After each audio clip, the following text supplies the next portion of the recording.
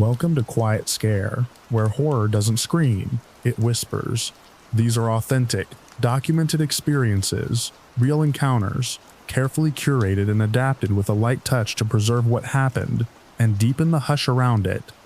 Please like and subscribe, and tap the bell to catch new episodes. There are no more than 3 ads in the first 15 minutes, then uninterrupted playback. Quiet, literary horror shaped from true accounts for sophisticated listeners. Sleep well and dream dark.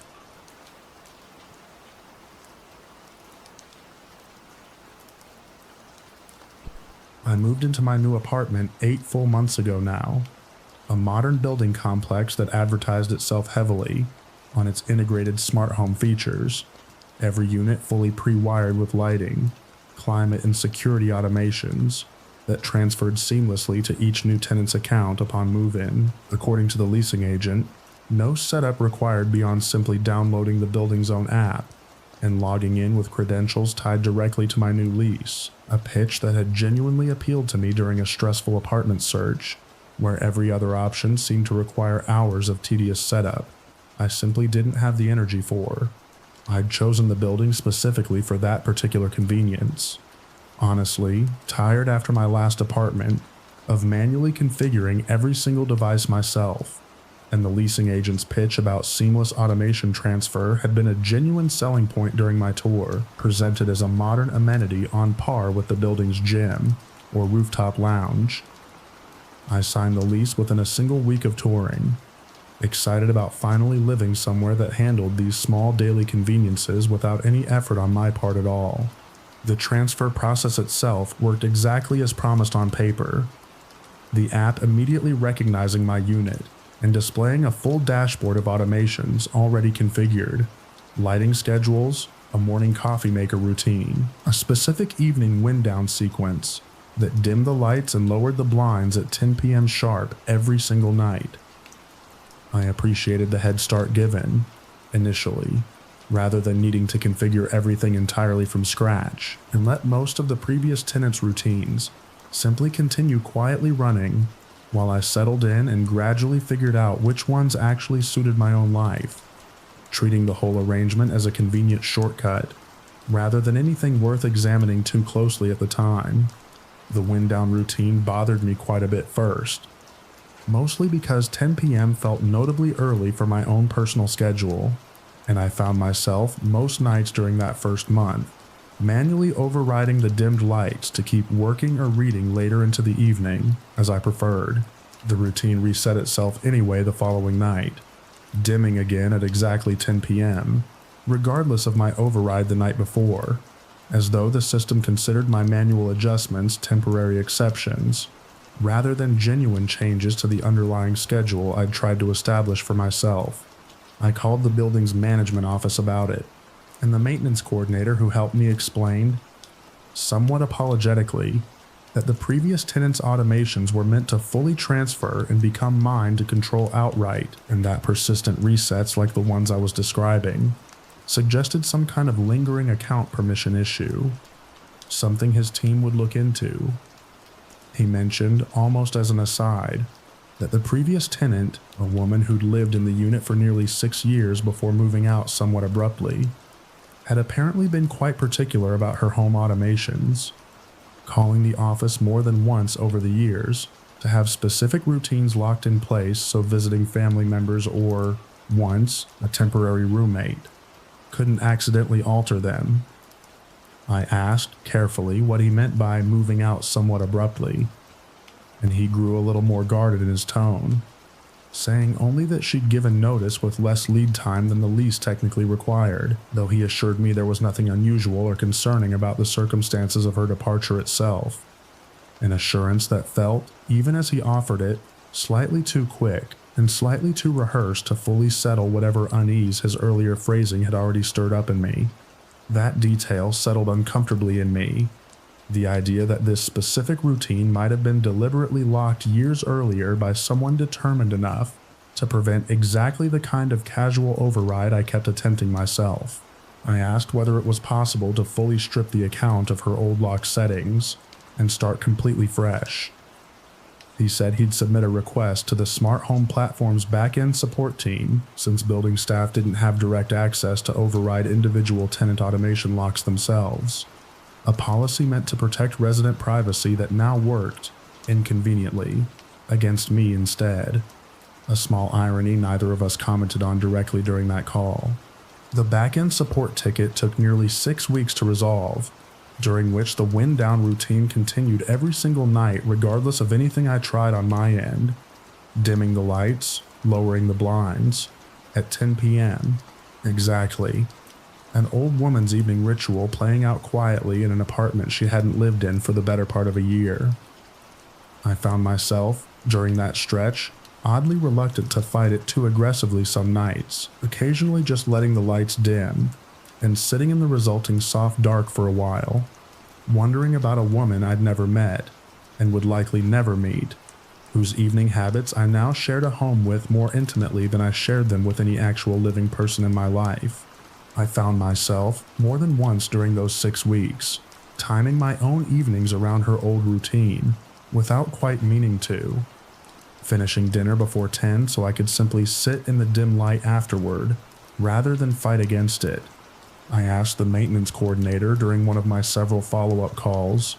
whether he knew anything more about her personally,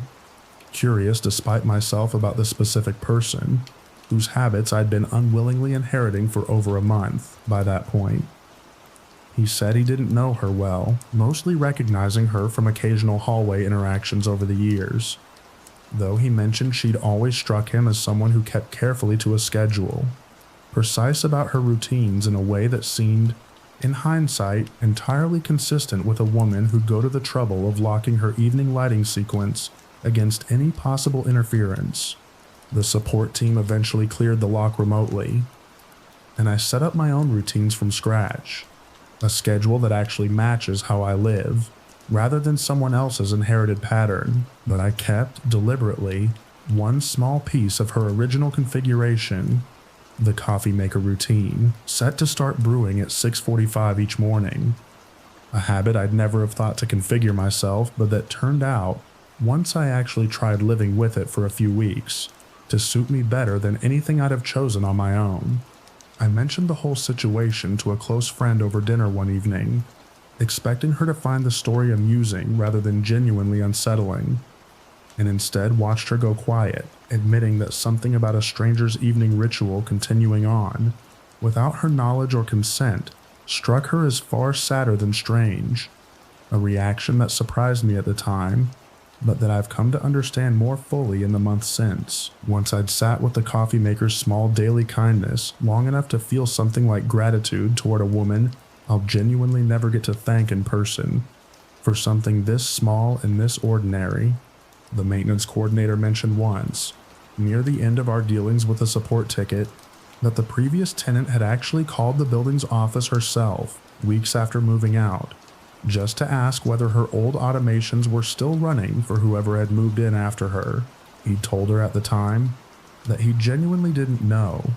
that such details weren't something the office tracked at an individual level. I think about that phone call more than almost anything else about this whole situation. A woman, settled somewhere new, still quietly wondering whether some small piece of her old life was continuing on without her, cared for now by a stranger who'd never once thought to ask the same question about whoever might come after them.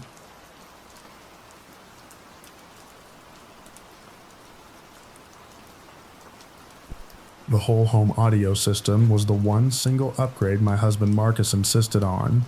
when we renovated 2 years ago.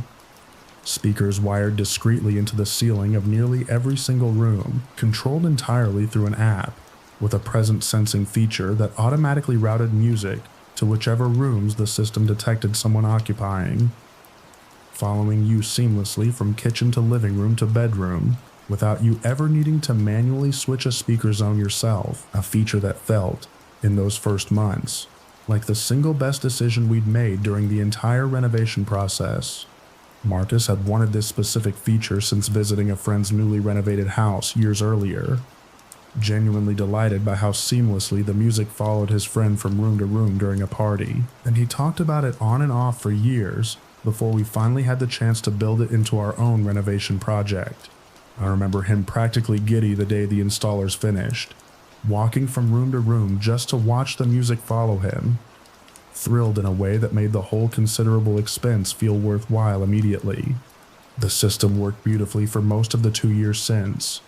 Exactly the kind of quiet, well-integrated convenience that makes a house feel genuinely modern, rather than simply full of scattered gadgets. The first strange incident happened on an evening. Marcus was out of town, the two of us texting back and forth while I made dinner alone, when I noticed music beginning to play softly from the guest bedroom down the hall. A room I was certain was completely empty, since our only guest that month had left days earlier, and nothing besides furniture and an unused bed occupied that space at all. I walked down the hall to check,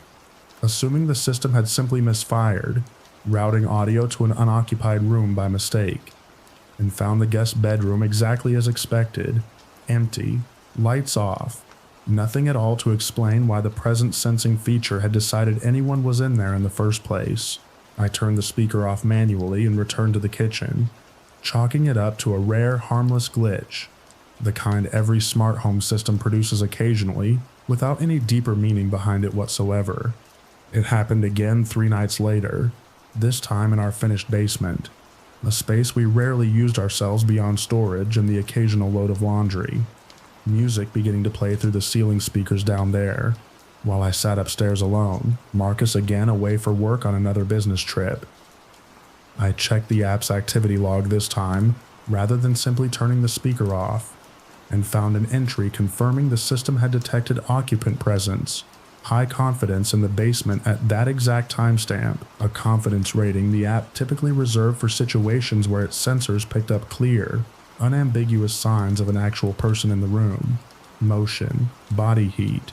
sometimes even breathing patterns picked up by more sensitive units installed throughout the house. I called the installation company the next morning, badly unsettled by the specific high-confidence language rather than a vague, forgivable glitch. And the technician who reviewed our account remotely confirmed the detection had in fact registered as high confidence, using the system's full suite of presence sensors rather than a simple motion-triggered false positive of any kind. He suggested, somewhat uncertainly, that pets could sometimes trigger these readings if they were warm-bodied and moved in patterns similar enough to human occupants, though we don't own any pets at all, and never have in the 2 years since the system was installed originally. I mentioned this directly to him, and he grew noticeably quieter on the call, admitting that without a pet in the household anywhere, he genuinely didn't have another explanation ready to offer me at that point. Marcus came home the following weekend, and we tested the basement together deliberately, both of us standing in the empty space watching the app in real time, confirming it correctly registered our own presence the moment we walked in, and correctly registered the room as empty the moment we left. Whatever had triggered that earlier false positive, it wasn't simply an oversensitive system reading empty space as occupied by mistake, since the system clearly could and did distinguish correctly under normal testing conditions. We stood down there together a while longer than the test strictly required, both of us reluctant to be the very first one to suggest going back upstairs, though neither of us said as much to the other directly out loud. The pattern continued sporadically over the following months, always in rooms one of us wasn't currently occupying, always registering as high confidence rather than an ambiguous, easily dismissed low confidence flicker, music beginning to play in empty spaces throughout the house, on a schedule neither Marcus nor I could ever connect to anything we were actually doing ourselves at the time. We eventually had the entire presence sensing feature disabled by the installer, opting to manually control which rooms play music ourselves, rather than trust the system's automated detection any further at all, and the unexplained music stopped entirely once that specific feature was switched off for good. I mentioned the whole situation to my sister during one of our regular phone calls, mostly looking for someone to reassure me that we were dealing with nothing more than an unusually persistent software bug, rather than anything genuinely worth worrying over. She listened carefully and then asked, more seriously than I expected, whether the basement had always been finished, or whether it had been renovated at some point before we bought the house. A question I hadn't thought to ask myself and didn't have an immediate answer for at all. Marcus prefers to believe it was some kind of sustained sensor malfunction, a specific, unresolved technical flaw, rather than anything worth dwelling on further. And mostly I let him believe that, since the alternative doesn't offer either of us anything productive to do differently in the day-to-day running of our own house. I still notice, though, walking past the basement stairs some evenings, a small reflexive urge to listen for music that isn't playing anymore, and I've never quite been able to shake the specific, oddly comforting thought that whatever the system was once so confidently detecting down there, high confidence, unambiguous, real by every measure the sensors could offer, simply stopped being detectable the moment we asked the house to stop looking for it in the first place. We had a contractor back out to inspect the basement thoroughly not long after, mostly at my insistence, checking for anything structural or electrical that might explain the readings independent of the audio system itself. He found nothing unusual, no wiring fault, no moisture or pest issue that might account for a false heat or motion signature, and left us with the same unsatisfying conclusion everyone else involved in this whole ordeal eventually offered, that whatever had happened, it wasn't going to explain itself to anyone's satisfaction, and the most practical thing we could do was simply stop asking the system to look so closely in the first place. I asked him, before he packed up his tools that afternoon, whether he'd worked on this house before, or knew anything about its history prior to our purchasing it 3 years earlier. He said he hadn't personally worked on it himself, though he mentioned that older builds in our specific neighborhood sometimes had additions or renovations from decades back that weren't always fully documented in the permits available to homeowners now. A detail that felt at the time like nothing more than ordinary contractor small talk, and that I found myself returning to more than once since that particular afternoon.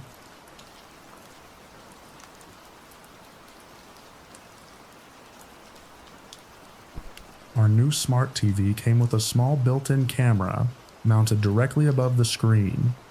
marketed as an attention tracking feature designed to pause content automatically if you left the room, and resume when you returned, along with a secondary function that could adjust volume and brightness based on ambient light and the number of people detected watching. My partner Desmond and I both thought little of the camera when we first set the TV up, disabling the more invasive advertising-related features, but leaving the attention tracking function active, since it genuinely seemed like a nice practical convenience for a household that frequently paused shows to answer the door or grab snacks from the kitchen. We'd upgraded the television as something of a small celebration after Desmond's promotion at work, and the whole process of unboxing and setting it up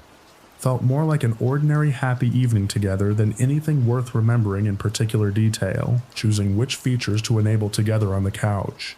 Neither of us thinking twice about a small camera that seemed at the time like a fairly unremarkable modern convenience, rather than anything to be wary of at all.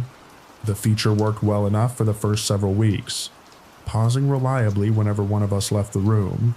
resuming just as reliably when we returned. Exactly the small quality of life improvement we'd originally hoped for when we bought it.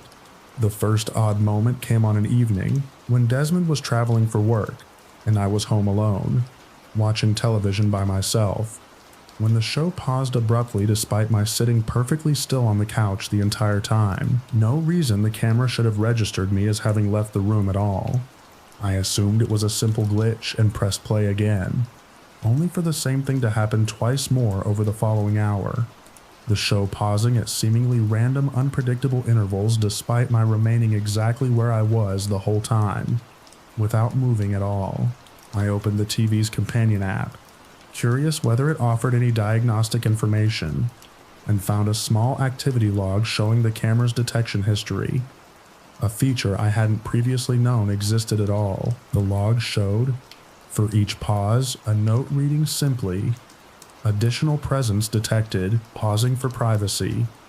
a built-in feature apparently designed to protect the privacy of an unexpected second person entering the room, pausing whatever content was playing, rather than continuing in front of someone who hadn't consented to be present for it. I sat with that explanation for a long moment, alone in my living room, entirely certain no second person had entered the room at any point that evening at all. I called the manufacturer's support line the next day, and the representative pulled up the same log remotely, confirming the pauses had, in fact, been triggered by the additional presence detected protocol rather than any general malfunction, and that the camera's detection system was specifically designed to be conservative, erring toward pausing content rather than risk it continuing in front of someone who might not want to be recorded or observed by the smart features running quietly in the background. I asked whether the camera retained any image or video corresponding to whatever it had detected as an additional presence in the room. The representative checked and told me, somewhat uncomfortably, that the system did retain a low-resolution reference frame for each detection event, specifically to help train and improve the accuracy of future detections, and that she could, with my consent, pull up those 3 specific reference frames from that evening for my own review. I said yes, and she sent them to my email while we were still on the phone. 2 of the 3 frames showed nothing unusual at all, just my own living room, empty except for me on the couch. Apparently insufficient evidence on their own to explain the detected pause. The 3rd frame, timestamped to the final pause of that evening, showed a shape in the doorway behind me, indistinct and low resolution, tall enough to plausibly be a standing adult figure, positioned exactly where our hallway opens into the living room, a shape that was absolutely, unmistakably not present in the room, as I remembered experiencing that evening myself. I sat with that image open on my laptop for a long time after we ended the call, zooming in as far as the resolution would allow, unable to make out any further detail beyond the basic outline, and unable to fully look away from it. I mentioned the whole situation to Desmond over the phone that same night, and he took it more seriously than I expected once I described the shape's position specifically, since our hallway light had been acting up intermittently for weeks before any of this happened, flickering at odd hours in a way we both assumed was simply an aging bulb, finally reaching the end of its natural life. He suggested, gently, that the timing might be coincidental, the flickering light itself producing exactly the kind of shadow the representative had described, though neither of us fully believed our own explanation even as we offered it to each other over the phone that night. The representative, reviewing the same image on her end, admitted the shape was ambiguous enough that she couldn't confirm or deny what it actually depicted, suggesting it might simply be a compression artifact or a trick of shadow from the hallway light, common enough in the camera's low-resolution reference captures that the company generally advised customers not to read too much into them at all. I wanted, badly, to accept that explanation. I still have the image saved on my phone, and I still look at it sometimes, and I have never once, no matter how long I stare at it, managed to convince myself it's nothing at all. We've kept the attention tracking feature disabled ever since that night, and the television has never paused unexpectedly again in the months since we turned it off, which either means the feature was working exactly as intended, correctly detecting something the rest of us simply couldn't see with our own naked eyes, or means nothing at all beyond an ordinary glitch, resolved by disabling an overly sensitive camera. Desmond doesn't like discussing it at all, understandably uneasy about the specific evening he wasn't home to witness anything himself, and I've mostly stopped bringing it up in conversation, though I still find myself glancing at that same hallway doorway sometimes during quiet evenings alone, checking, the way you check a door you're fairly certain you locked, for a shape that has never once, since that particular night, actually appeared there again in all the months since. We did eventually replace the flickering hallway bulb, months later, during an unrelated round of small home repairs around the house, and I remember standing in that hallway afterward, watching the new steady light fill the same space the old flickering one used to, feeling a relief that had less to do with the actual light fixture and more to do with something I couldn't quite name. Some small private hope that fixing the bulb might also, somehow, fix whatever else had been happening in that doorway. I asked the support representative, before we ended that final call, whether other customers had ever reported something similar, a shape or figure appearing in one of these low-resolution reference frames that couldn't be easily explained away. She paused for a moment longer than felt entirely natural, before saying only that she wasn't authorized to discuss other customers' individual cases, an answer that told me, in its careful evasiveness, considerably more than she probably meant it to, an evasiveness I've thought back on many times since that call ended.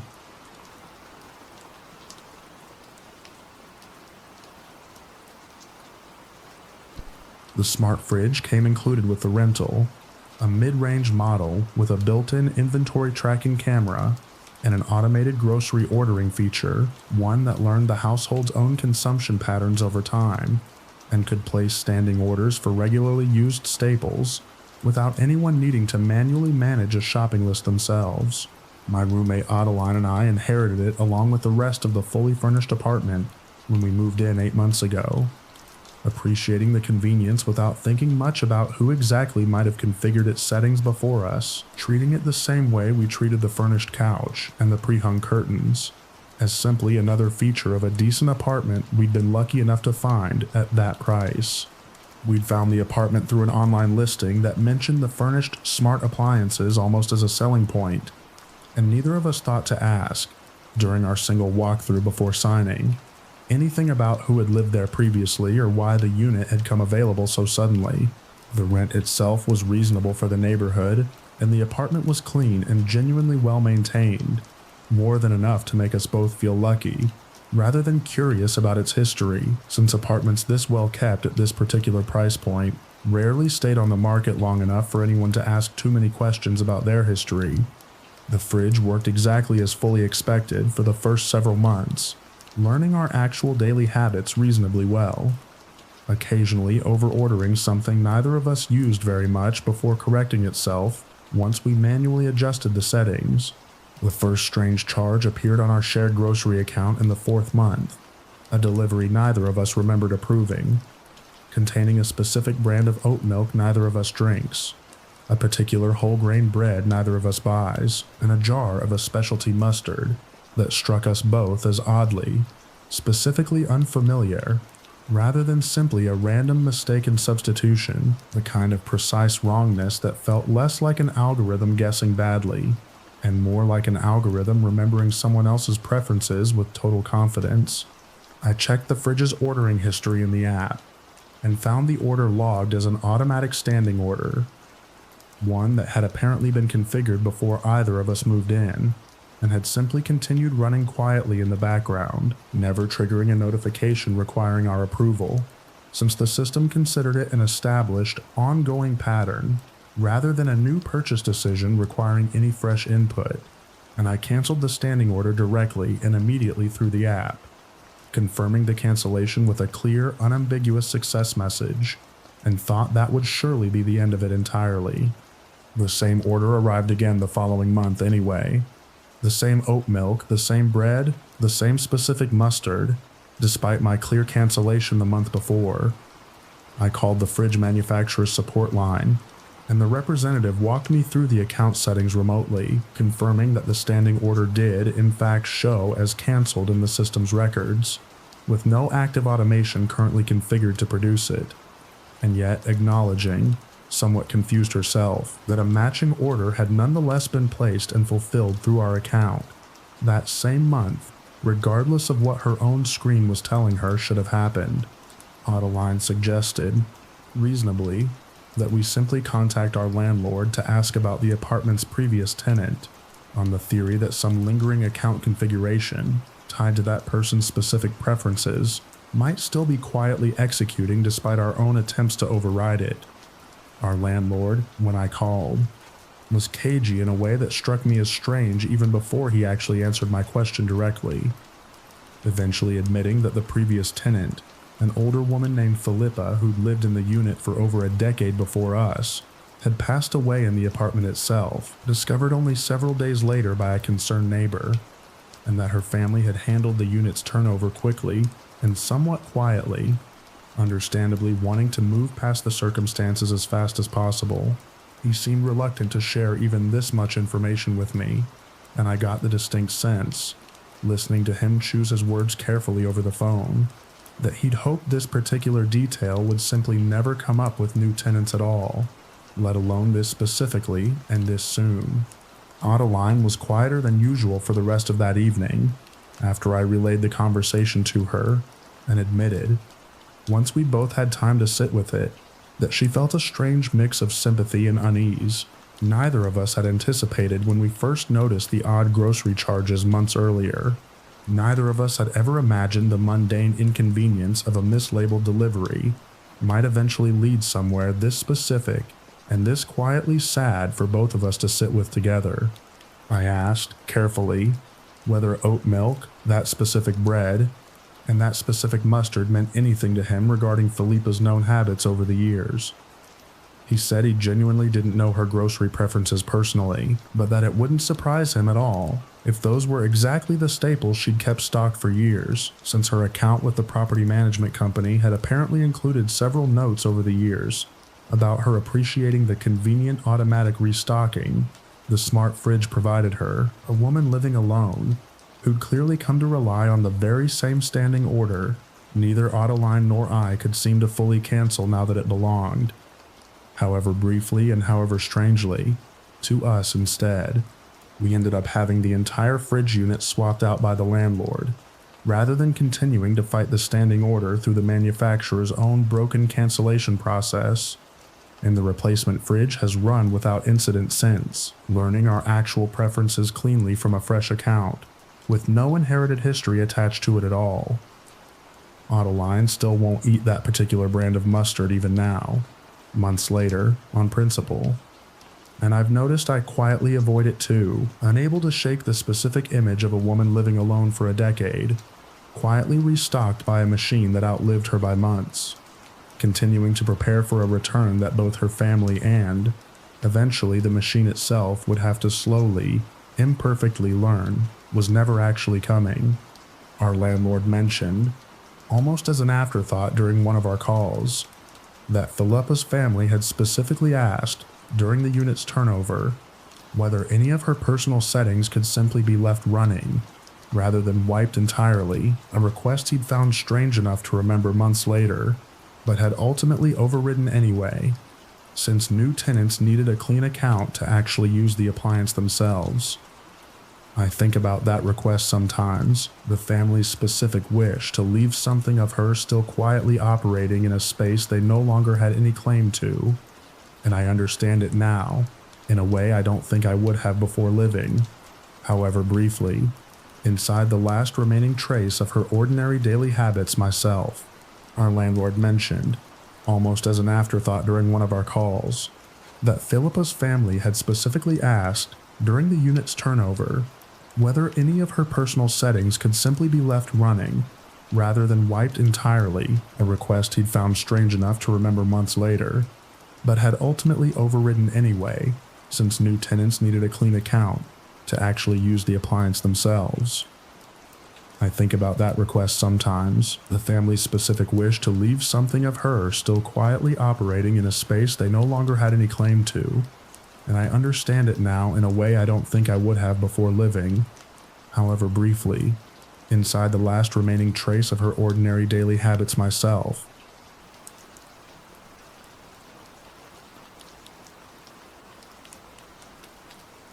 I noticed the entry almost by accident, scrolling through my smart speaker's command history one quiet evening, out of idle curiosity after reading an article about how much data these devices actually retain.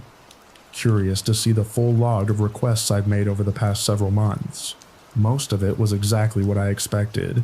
Timers set, weather checked, music requested during dinner, the ordinary small footprint of daily life recorded in a neat, carefully time-stamped list. I'd bought the device about a full year earlier, mostly for convenience around the apartment, setting reminders and playing music while I cooked or cleaned, never thinking much about the fact that a company somewhere was quietly logging every single interaction I ever had with it. The article that prompted my curiosity that particular evening had been fairly alarmist about data privacy in general terms. and I'd mostly opened my own command history, expecting to feel a little uneasy about corporate overreach in general, not expecting to find anything genuinely inexplicable waiting for me in the list itself. The entry that stopped me sat 3 weeks back, time-stamped at 2:47 in the morning, logged simply as unlock front door, a command I had absolutely no memory of giving, especially not at such a late hour when I'd been soundly asleep. My phone charging on my nightstand, nothing in my recollection of that night, suggesting I'd been anywhere near the smart speaker at all. I checked the corresponding smart lock's own activity log immediately, cross-referencing the timestamp, and found it matched exactly. The front door had in fact unlocked at 2:47 that morning, 3 weeks earlier, and relocked itself 20 minutes later, all through what the system's own records insisted was a genuine voice command from me. I live alone, which made the entire timeline feel even stranger to consider carefully, since there was no one else in the house at all who could have issued the command themselves, no visitor at all, no partner, nothing beyond myself in an empty apartment supposedly generating a voice request in the middle of the night that I had no memory of speaking. I called the device manufacturer's own support line the next morning, and the representative pulled up the command's audio log directly, a feature I hadn't realized the company retained, and played it back for me over the phone. The recording was brief, only a few seconds, and it was, unmistakably, my own voice, saying the exact command the system had logged, in a tone flat and slightly slurred, in a way that did sound consistent with someone speaking half asleep, rather than fully alert. I had no memory of it whatsoever. The representative suggested, gently, that some people talk in their sleep more than they realize, and that a habitual nighttime phrase, or worry about home security, might simply surface as a mumbled, technically coherent command, picked up by a sensitive enough microphone, especially if the device happened to be in range of my bedroom. I wanted to accept that explanation, and mostly did, chalking the whole incident up to an unremembered moment of sleep talking rather than anything stranger, until I found a second entry 2 months later, time-stamped again in the deep hours of the night, this time logged as add milk, eggs, and applesauce to the shopping list. Items I genuinely didn't recognize wanting or needing, since I don't particularly care for applesauce and hadn't bought it in years. I checked the audio log again,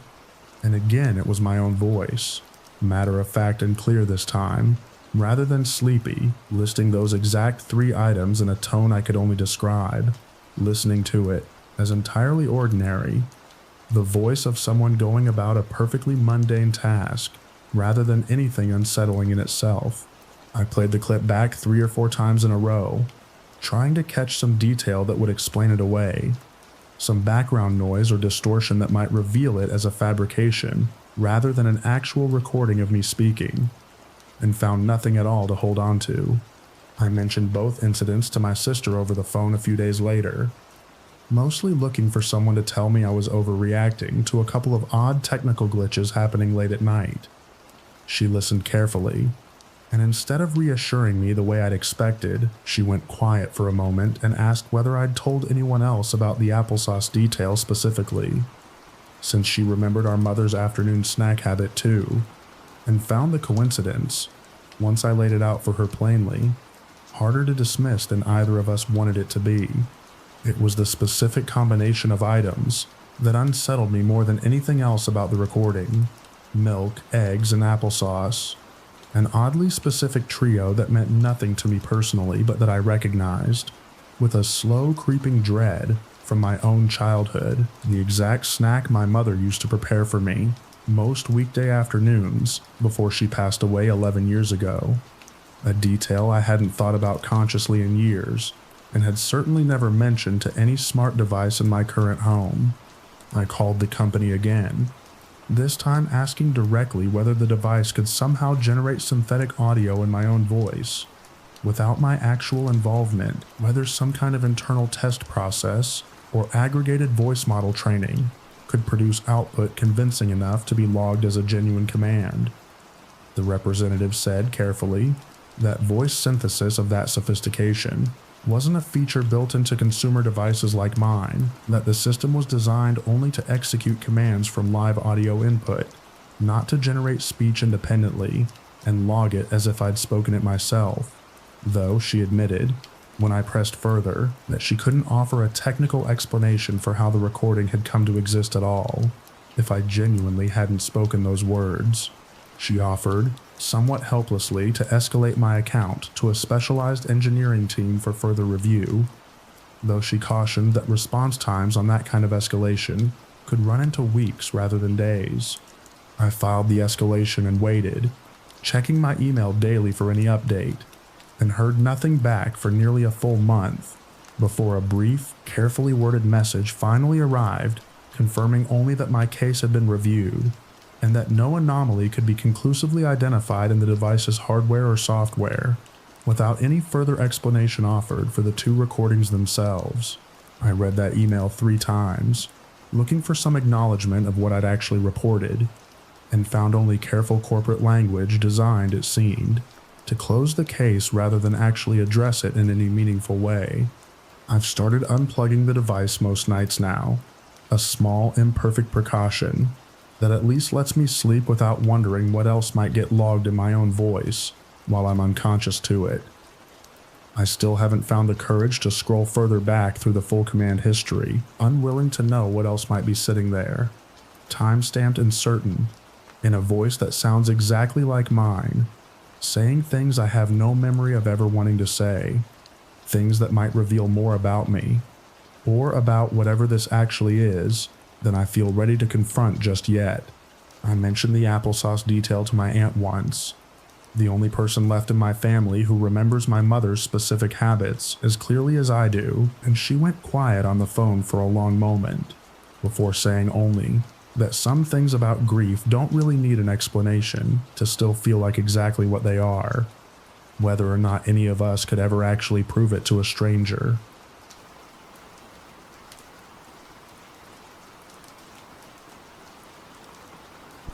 We bought the robot vacuum mainly for the sheer convenience,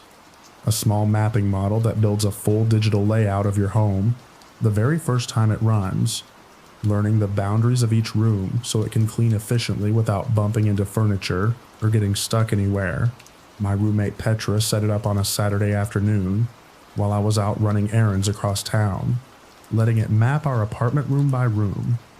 And by the time I got home, it had already produced a clean, accurate floor plan, visible in the app, matching our actual layout closely enough that we both found it a little impressive for a device that cost less than a nice dinner out. We'd moved into that particular apartment together about 6 full months before buying the vacuum. Both of us drawn to it mostly for the price and the location, neither of us thinking much about the building's history or layout, beyond confirming it had enough space for our 2 bedrooms and the cat we'd adopted together, not long after moving in. The building itself was old enough to have that specific charm older apartments sometimes have. Slightly uneven floors, a few oddly placed light switches here and there. Nothing either of us considered worth investigating further at the time. The vacuum worked well for the first month, cleaning efficiently according to the map it had built, avoiding the couch legs in the cat's food bowl,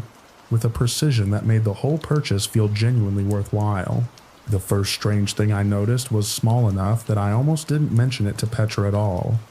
An extra room on the app's floor plan, a small rectangular space adjoining our bedroom hallway that didn't correspond to anything in our actual apartment, which has exactly 2 bedrooms, 1 bathroom, and a combined kitchen and living area. Nothing resembling the small additional space the map now displayed so confidently. I assumed it was simply a mapping glitch, some artifact of the vacuum briefly losing its bearings during a cleaning run, and generating a phantom boundary that didn't reflect reality at all. I deleted the map and let the vacuum remap the apartment from scratch the following weekend, watching it work its way through each actual room methodically. The new map, once complete, showed the same extra space in the exact same location, adjoining the same hallway wall, this time appearing slightly larger and more clearly defined than it had before. Petra and I measured that hallway wall together carefully after that second map, standing in the actual physical space with a tape measure, confirming what we already knew logically. There was no door, no space, nothing behind that wall except, as far as either of us understood the building's layout, the neighboring apartment's own bedroom closet on the other side. We laughed about it that evening, deciding the vacuum's mapping software had simply developed some kind of persistent, harmless software bug, nothing more, and went on with our lives without thinking too hard about a robot's confused understanding of our own walls. The vacuum began, over the following several weeks, spending unusually long stretches of time in that specific hallway section, bumping repeatedly against the same stretch of wall, in a pattern that looked, watching the live tracking dot on the app, disturbingly like it was searching for an entrance that simply wasn't there at all. I mentioned this to Petra, and she admitted she'd started noticing it too, describing the vacuum's specific behavior in that hallway as trying doors, rather than simply cleaning normally. An observation that unsettled both of us more than either wanted to say out loud. Our cat began avoiding that same stretch of hallway around the same time, something neither of us commented on directly at first, though I noticed Petra had started routing around it herself when carrying laundry to our shared closet, taking the slightly longer path through the living room instead of the direct way. I looked into the vacuum's own technical specifications more closely after that, reading through the manufacturer's own published documentation about how its laser mapping actually worked, hoping to find some plausible technical explanation I could hold on to and feel settled by. The documentation described a system that measured distances by bouncing infrared light off physical surfaces, technology that, as far as I could tell from an entire evening of careful reading, genuinely shouldn't be capable of registering a boundary where no physical surface actually existed to reflect anything back at all. We called the manufacturer's support line, and the technician who eventually helped us pulled up our device's mapping data remotely, confirming the phantom room appeared clearly in our account's records, and admitting he had no immediate explanation for it, since the mapping algorithm was designed specifically to detect physical walls and boundaries, using laser-based sensors, technology that shouldn't be capable of hallucinating an entire additional room where none physically existed. He suggested, somewhat uncertainly, that some kind of sensor interference from the neighboring apartment's own wiring or plumbing might be producing a false reading, though he admitted this wasn't a documented failure mode he could point to any existing case study for, an admission that left both of us more unsettled than the initial anomaly itself had. Petra brought up, one evening, something she'd learned recently from our building's leasing office almost in passing, that our unit had been combined years earlier from what had originally been two smaller separate apartments, one of which had included a small interior room, since removed, that used to connect through what was now simply a load-bearing wall in our hallway. Neither of us had known this particular history when we signed our lease, and neither of us had any way to confirm whether the vacuum's phantom room actually corresponded to that long-removed space, or whether the timing of Petra's discovery and the map's persistent anomaly was simply an uncomfortable coincidence we were choosing to connect, because coincidence felt considerably worse to sit with than a story that at least made some kind of structural sense. We still have the vacuum, and it still occasionally spends a genuinely strange amount of time in that hallway, though we've mostly stopped commenting on it to each other regularly, the way you stop commenting on any small household oddity that never actually causes real harm. I catch myself sometimes, though, standing quietly in that hallway late at night, resting my hand flat against the wall where the phantom room supposedly sits, feeling for something I couldn't begin to explain if I actually found it, and relieved every single time when my hand meets nothing but ordinary drywall, solid and unremarkable, exactly the way a wall is supposed to feel. Petra found an old building permit online a few weeks after her conversation with the leasing office, confirming the historical layout she'd been told about. A small interior room that had indeed once existed roughly where our hallway now runs, sealed off decades before either of us were even born. Neither of us has ever quite decided whether that discovery made the whole situation feel more resolved, or simply more unsettling. Proof that the space was real once, even if neither of us can imagine what, if anything, a vacuum cleaner's sensors could actually be detecting of a room that hasn't existed in any physical sense for that many years. Our landlord, when Petra asked him about it directly, said he'd inherited the building from his own father, and genuinely didn't know any more about the old layout than what was already sitting in the public permit records themselves. An answer that closed off the one remaining avenue either of us had left to actually pursue.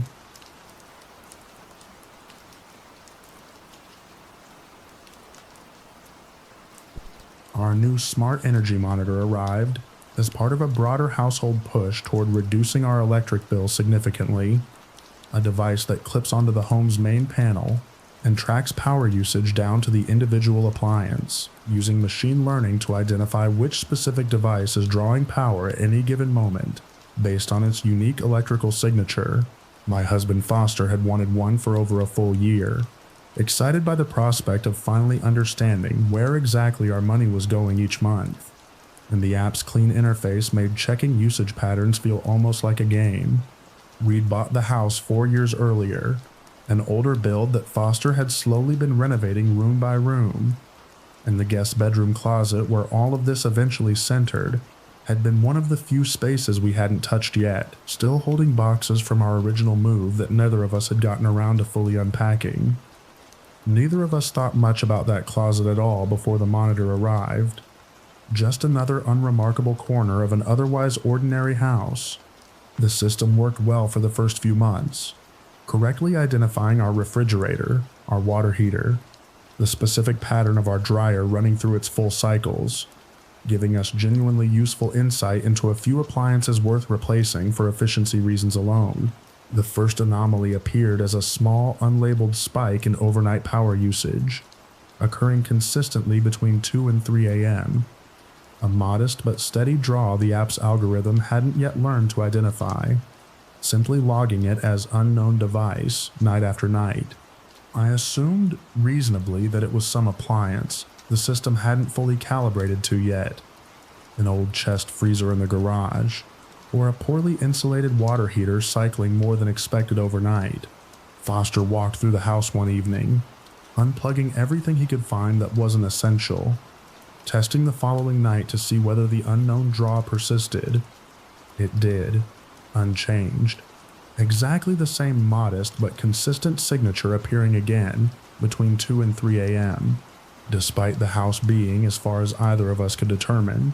entirely without any active appliance running during that window, beyond the refrigerator itself, which the system had already correctly identified and separated out from the unknown draw. Foster stayed up late a few nights that week just watching the app's live readout,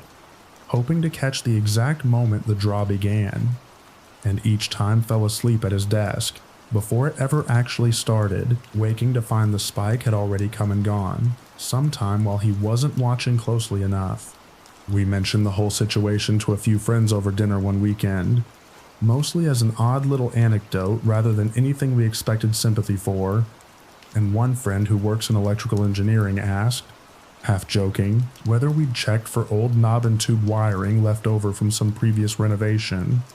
the kind that can sometimes carry a small phantom current even when nothing appears to be connected. We hadn't considered that possibility seriously until he mentioned it, and it gave us, for a few days at least, a theory that felt almost comforting in how mundane and explicable it sounded. I called the monitor's manufacturer directly, and the support technician walked me through a careful manual identification process, asking me to note exactly which devices were plugged in throughout the house, and cross-referencing that list against the unknown signature's specific electrical pattern. He said, after carefully reviewing the data, that the signature most closely resembled something in the category of small electronics with intermittent processing load, the kind of pattern you'd expect from a computer or similar device running some kind of background task, rather than a simple heating or cooling appliance cycling on and off. We didn't own a computer that ran anything overnight at all, no server, no smart home hub processing tasks in the middle of the night. Nothing either of us could identify that matched that description. Foster, increasingly unsettled by the pattern's stubborn consistency, suggested we physically walk the house together one night, during the exact window the draw occurred, checking every outlet in every room by hand, rather than relying on the app's remote data alone. We did the walkthrough together at 2:30 in the morning, both of us slightly absurd in our bathrobes, with flashlights in hand, checking every room, finding nothing running, no lights on, no hum of any device we could locate by ear or by touch. And yet the app, checked in real time on my phone as we walked, continued showing the exact same unknown draw actively occurring somewhere in the house at that very moment. We called an actual licensed electrician the following week, less trusting by that point of the monitoring company's own explanations, and he spent several hours testing our panel and wiring directly, using his own diagnostic equipment rather than the consumer-grade monitor software. He found the same anomalous overnight draw independently, confirming it wasn't simply a software glitch in our monitor's app, and traced it, after considerable effort, to a specific circuit running to an unused outlet in our guest bedroom closet. A circuit with nothing visibly plugged into it, no device, no cord, nothing detectable by sight in the outlet itself. A finding that left him visibly puzzled in a way I hadn't expected from someone with his level of professional experience. He couldn't explain how a completely empty outlet could be drawing measurable electrical power on a consistent pattern schedule, and recommended, somewhat uncomfortably, that we simply have that entire circuit shut completely off at the breaker if it continued to bother us, since he could find no obvious wiring fault or safety hazard to justify a more invasive fix. We did exactly that, flipping the breaker for good, and the unknown draw disappeared from our monitor's readings entirely from that night forward. The electrician mentioned, almost as he was packing up his tools to leave, that he'd encountered something similar exactly once before, years earlier, in an older house on the other side of town. Though he stopped himself short of elaborating further, saying only that some things in this line of work are easier to fix than to explain, and that he'd learned a long time ago not to dig too deep into the second part once the first part was solved. Foster still won't go into that closet after dark, half joking about it and half, I think, genuinely unwilling, and I've caught myself avoiding it too, telling myself it's simply an empty closet in an otherwise ordinary guest room, while quietly grateful every single night since for the small, definite click of that breaker sitting, switched off in our panel, cutting whatever it was cutting, powering down whatever had apparently been running, alone, in the dark, for however long before we ever thought to look. We finally unpacked those old moving boxes from the closet a few months later, partly out of a practical need for storage space, and partly, I think, because leaving them untouched had started to feel like avoidance, rather than simple procrastination. We found nothing unusual inside, just old books and clothes we should have donated years earlier, and I told myself that finding nothing was its own kind of answer, proof that whatever had been drawing power in there had nothing to do with anything we'd actually brought into that house ourselves. Foster suggested, once we'd finished clearing it out, that we could probably turn the breaker back on, now that the space was empty and thoroughly inspected. I asked him not to, and he didn't push it, and the breaker has stayed switched off in that same position ever since, untouched, exactly the way the electrician left it that first afternoon.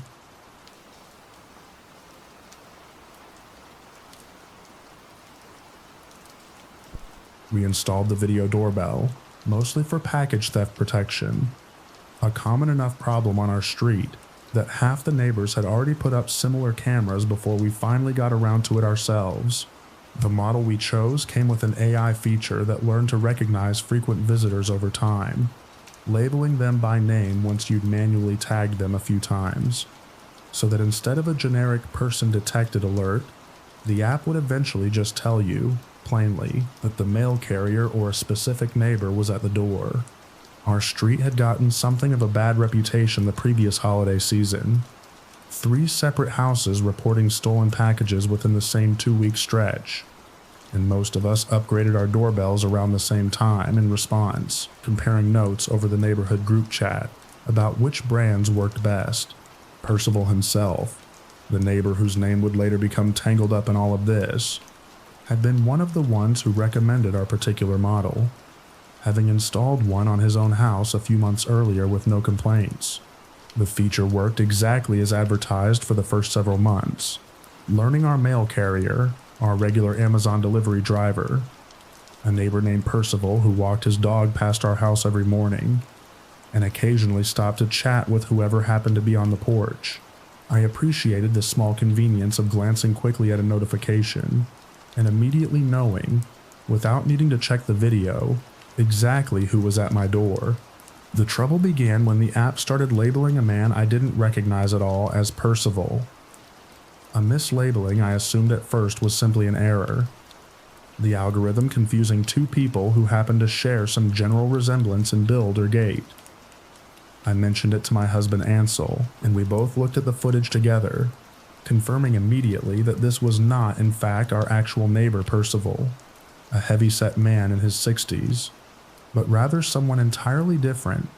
younger, thinner, a complete stranger the system had nonetheless confidently tagged with our real neighbor's name across several separate visits over the following 2 weeks. I corrected the label manually each time, retraining the system by marking the visits as unknown rather than Percival, and each time within a few days, the same stranger would return and be automatically relabeled as Percival all over again, as though the system's underlying model had decided, independently of my corrections, that this was who the man actually was. I called the doorbell company's support line, describing the situation as clearly as I could, and the representative walked me through a more thorough manual retraining process, deleting the facial profile entirely and starting fresh, which seemed, for a few weeks afterward, to actually resolve the issue. Ansel and I both breathed easier during that stretch, cautiously optimistic that whatever glitch had caused the mislabeling had finally been properly cleared out of the system for good. I mentioned the whole situation to a few of our neighbors during that quiet period,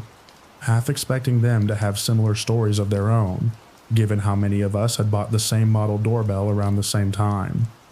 Most hadn't experienced anything like it, though one neighbor 2 doors down mentioned,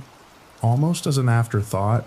that her own doorbell had briefly mislabeled a passing jogger as her college-age son who'd been away at school for the entire semester, a coincidence she'd found funny, rather than unsettling until I described what had been happening at our own house. It resumed about a month later, except this time the stranger was mislabeled, not as Percival, but as a name I didn't recognize at all. David, a name attached to no one in our contact list, no one we'd ever manually tagged, a label the system had apparently generated on its own initiative for a face it had, for reasons neither Ansel nor I could explain. Decided belonged to someone named David. I asked the support representative, on my next call, whether the system was capable of generating labels independently, without any manual tagging from us at all. She checked with what sounded like a supervisor on the other end of the line, before coming back to tell me, carefully, that the system's naming feature was designed exclusively to use labels manually assigned by the homeowner, and that any name appearing without our input would represent a significant and, as far as she knew, undocumented deviation from how the product was supposed to function. The stranger kept appearing, roughly every 10 days or so, always at odd hours, never approaching the door directly, simply pausing at the edge of the porch's motion sensor range for exactly long enough to trigger a notification before walking on, never ringing the bell, never attempting entry, simply present and then gone. We reported it to the local police, who took a report but had little to act on given that no crime had actually been committed by a man simply walking past a house and pausing briefly on a public sidewalk. Ansel started keeping his own private log of the sightings, dates, and rough times, hoping some pattern might eventually emerge that we could bring back to the police with more than just vague unease to offer them. A habit he kept up faithfully for months, even after we'd both quietly stopped expecting it to actually produce anything useful. I asked the company, during my final call before we eventually gave up pursuing an explanation, whether it was possible the system had somehow pulled a name from some external database rather than generating it randomly. A previous resident's guest list, some public record tied to our address before we bought the house. The representative said she genuinely didn't know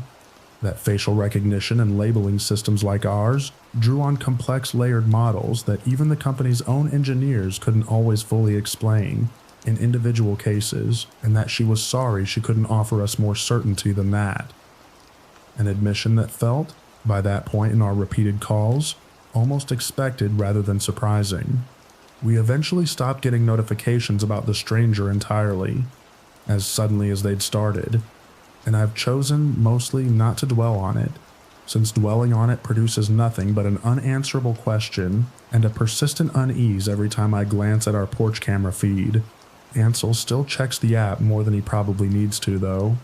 scrolling back sometimes through old flagged visits, looking, I think, for some pattern in the timing, or the man's specific movements, that might explain who David actually was, and why our own doorbell decided, on its own, that it already knew. We eventually stopped getting notifications about the stranger entirely, as suddenly as they'd started, and I've chosen mostly not to dwell on it, since dwelling on it produces nothing but an unanswerable question and a persistent unease every time I glance at our porch camera feed. Ansel still checks the app more than he probably needs to, though, scrolling back sometimes through old flagged visits, looking, I think, for some pattern in the timing, or the man's specific movements that might explain who David actually was, and why our own doorbell decided, on its own, that it already knew. I mentioned the whole situation to Percival himself eventually, half expecting him to laugh it off the way most of our other neighbors did when we brought it up in passing. He didn't laugh. He went quiet for a moment and admitted that his own doorbell, the same model, had flagged an unfamiliar visitor as family once too, months earlier, a mislabeling he'd assumed at the time was simply a glitch, and had never thought to mention to anyone until I brought up our own stranger by name.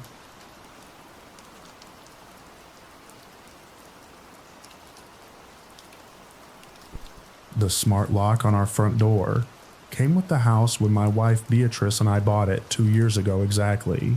installed by the previous owners as part of a broader, fairly comprehensive smart home package they'd left fully configured, and, as the closing paperwork put it, transferred to our account without any need for reconfiguration on our part whatsoever. We appreciated the convenience at the time, one less thing to set up during an already overwhelming, exhausting cross-country move. And the lock worked flawlessly for most of the 2 years we've lived there, learning our schedules and unlocking automatically as we approached the door with our phones in our pockets. A small daily convenience neither of us thought twice about until the trouble eventually started. Our realtor had mentioned, in passing during the sale, that the previous owners were eager to close quickly, something about a sudden relocation for a new job opportunity. Though neither Beatrice nor I thought much of it at the time, beyond simple gratitude that the process moved faster than expected. We settled in without much thought to who had lived there before us, focused entirely on making the house our own, painting rooms and rearranging furniture until the space felt genuinely ours, rather than simply inherited from strangers we'd never actually met or spoken to ourselves. The trouble started gradually enough that neither of us noticed a clear, obvious beginning to point back to later.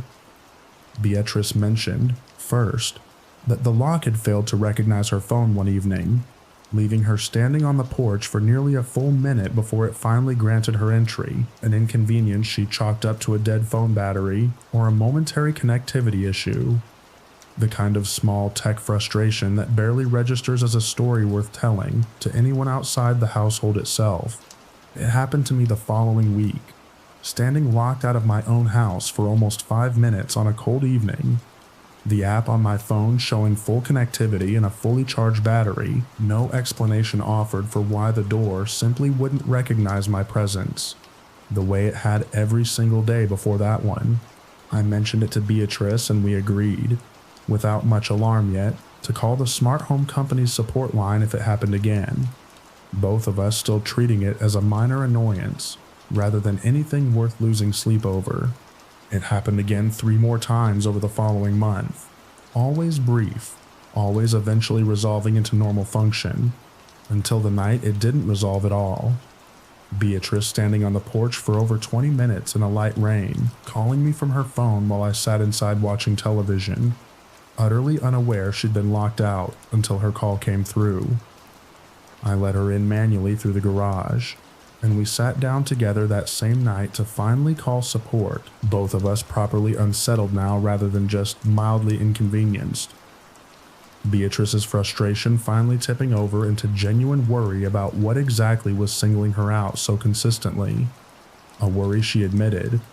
Once we were both finally sitting down together, she'd been quietly carrying alone for longer than she'd let on to me. The support technician pulled up our account's access log and found something that took him a long moment of confused silence to explain back to us. The lock system showed a pattern of denied entry attempts, clustering specifically around Beatrice's phone identifier, growing more frequent over the preceding month, while my own access remained, aside from that one evening, essentially uninterrupted. He said the system's underlying access control model sometimes developed what he called drift, gradually deprioritizing a specific recognized user's credentials, due to some accumulation of minor signal inconsistencies. A phone update, a changed daily route to the door, small variables the algorithm weighted more heavily than it should have, and that a full account reset, wiping the learned behavioral profile entirely, would likely resolve the issue. Beatrice asked him directly whether this kind of gendered pattern, specifically targeting one household member over another, was something the company had documented before. He hesitated before answering, saying only that most drift cases he'd personally handled did tend to concentrate on a single user rather than spreading evenly, though he couldn't offer any theory as to why, an admission that left both of us more unsettled than reassured by the end of that call. We did the reset that same week, and the lock behaved normally for both of us for almost 2 months afterward, long enough that we'd nearly forgotten the whole ordeal. It resumed then, specifically targeting Beatrice again, denying her entry with increasing frequency despite the reset, despite a second and third reset after that, despite a replacement of her phone entirely, on the theory that some corrupted hardware signature might be responsible. Nothing fixed it permanently. The lock seemed to relearn, every time, that Beatrice specifically was somehow less trustworthy than she'd been before. A pattern that survived every intervention the company's own technicians could think to try, each reset buying us only a temporary reprieve before the same targeted behavior crept back in. Always aimed at her, and never once, after that first evening, at me. Beatrice brought up, one night, something that had been nagging at her since we bought the house. That the previous owners, a couple who'd sold quickly and somewhat mysteriously according to our realtor, had divorced partway through the sale process, and that the wife, specifically, had not been present for the final walkthrough or closing, handling everything remotely through her lawyer instead. We had no way to confirm it, but Beatrice couldn't shake the specific, uncomfortable thought that the lock's learned profile might have inherited some deep pattern from that previous household, some algorithmic residue of a woman the system had, for whatever reason, once learned to lock out, a pattern that had simply transferred itself onto the next woman who happened to live in that same house afterward, waiting patiently for someone new to inherit whatever grievance the algorithm had never actually let go of. We changed our locks entirely within the week, disabled the smart features altogether completely, and haven't looked back since even once. Grateful for a simple mechanical system that answers to nothing but a physical key held in a physical hand, Beatrice still mentions, sometimes, only half joking, that she wonders what happened to the previous owner, the one who apparently wasn't there for her own house's final walkthrough, and whether the algorithm that guarded our door for 2 years ever really belonged to our household at all, or whether we'd simply been living, unknowingly, inside someone else's unfinished argument the entire time, a leftover dispute neither of us had ever agreed to inherit, but somehow ended up carrying anyway, for 2 long years, without either of us fully understanding why. I looked up the previous owners' names once, out of curiosity I couldn't quite justify to myself, and found nothing alarming at all. Just an ordinary public records trail showing they'd both relocated to different states entirely after the divorce finalized, living, as far as I could tell from a few minutes of searching online, perfectly separate and unremarkable lives now, no longer connected to each other or, as far as either could tell, to us in any way at all. It didn't answer anything really, but it settled something in me anyway, the small relief of confirming that whatever the lock had been doing to Beatrice, it wasn't actively connected to two people still out there, still divided, still somehow reaching back into a house they no longer lived in, still capable of shaping a life they'd left behind entirely.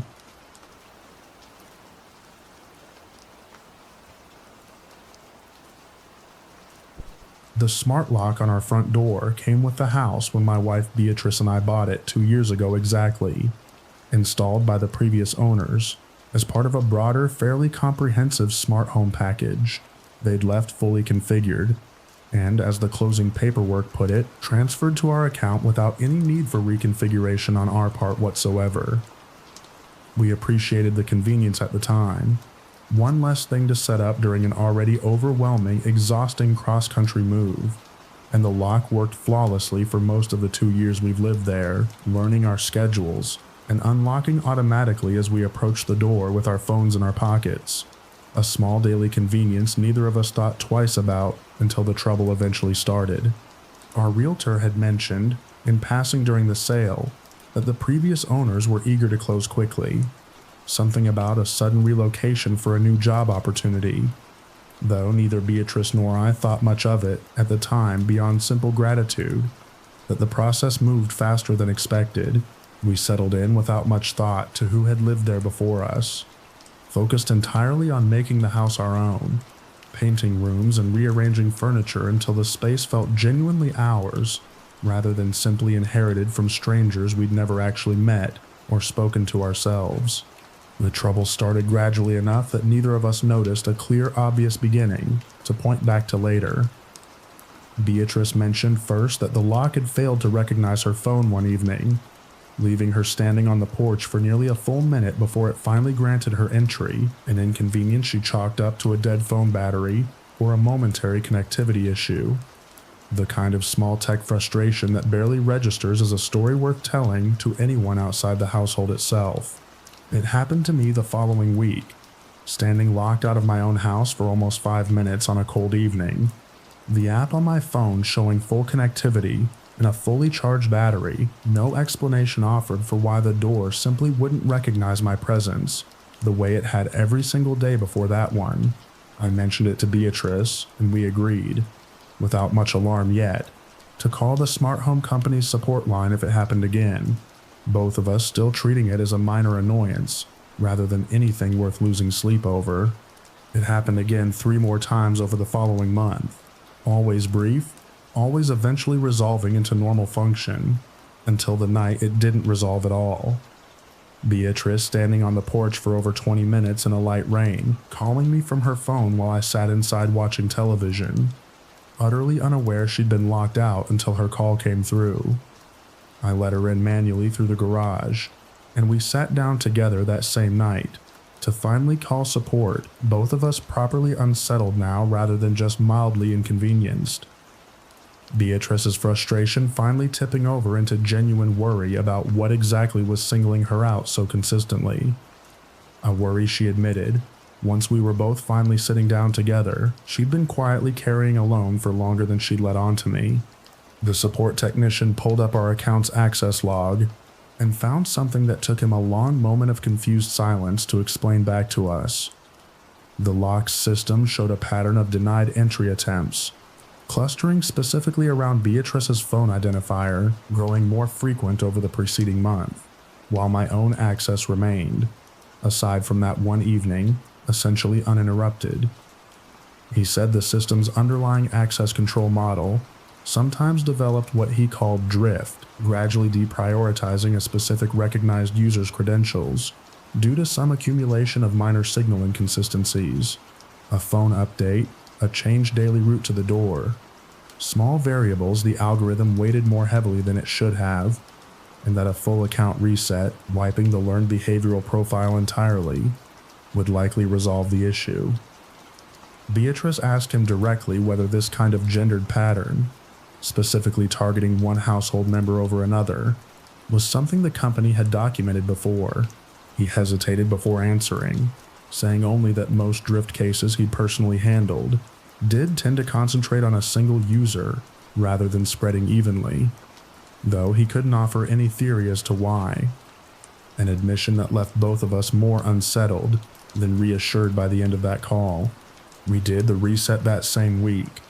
and the lock behaved normally for both of us for almost 2 months afterward, long enough that we'd nearly forgotten the whole ordeal. It resumed then, specifically targeting Beatrice again, denying her entry with increasing frequency despite the reset, despite a second and third reset after that, despite a replacement of her phone entirely on the theory that some corrupted hardware signature might be responsible. Nothing fixed it permanently. The lock seemed to relearn every time that Beatrice specifically was somehow less trustworthy than she'd been before,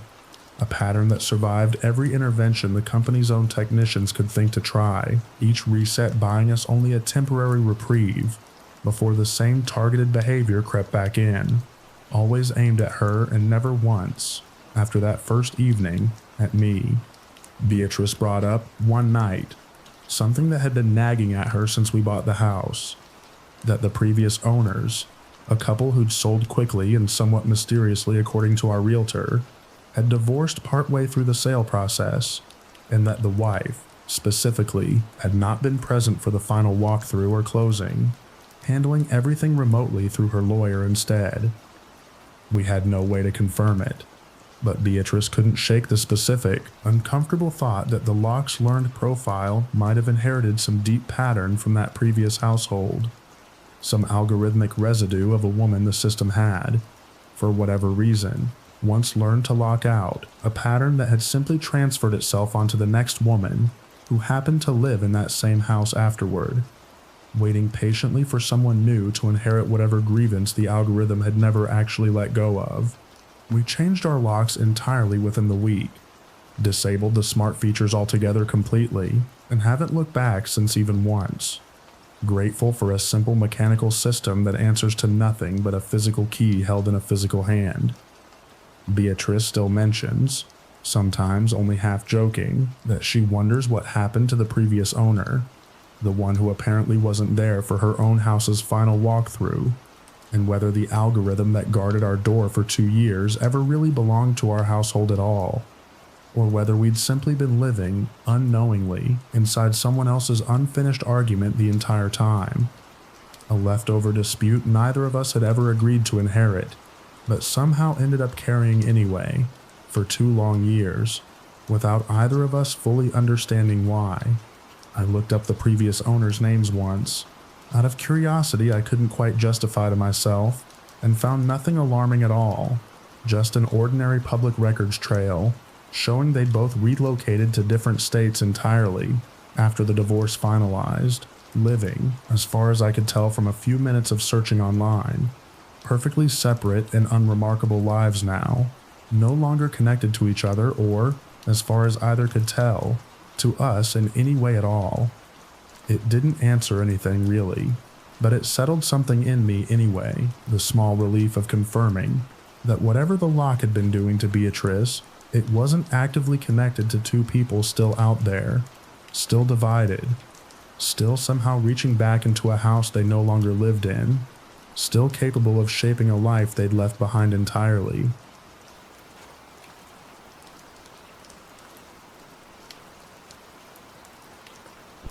The smart lock on our front door came with the house, when my wife Beatrice and I bought it 2 years ago exactly,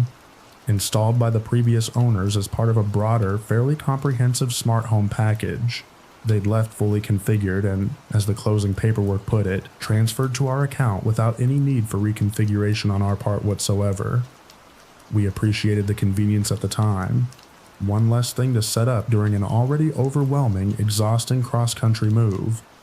And the lock worked flawlessly for most of the 2 years we've lived there, learning our schedules and unlocking automatically as we approached the door with our phones in our pockets. A small daily convenience neither of us thought twice about until the trouble eventually started.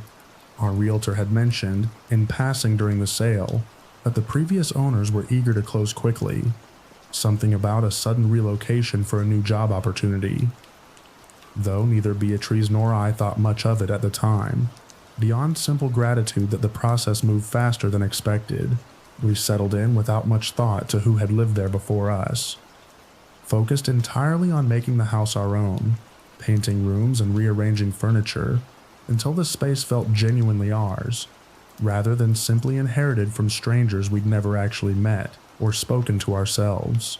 The trouble started gradually enough that neither of us noticed a clear, obvious beginning to point back to later.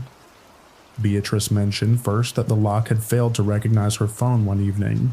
leaving her standing on the porch for nearly a full minute before it finally granted her entry, an inconvenience she chalked up to a dead phone battery or a momentary connectivity issue,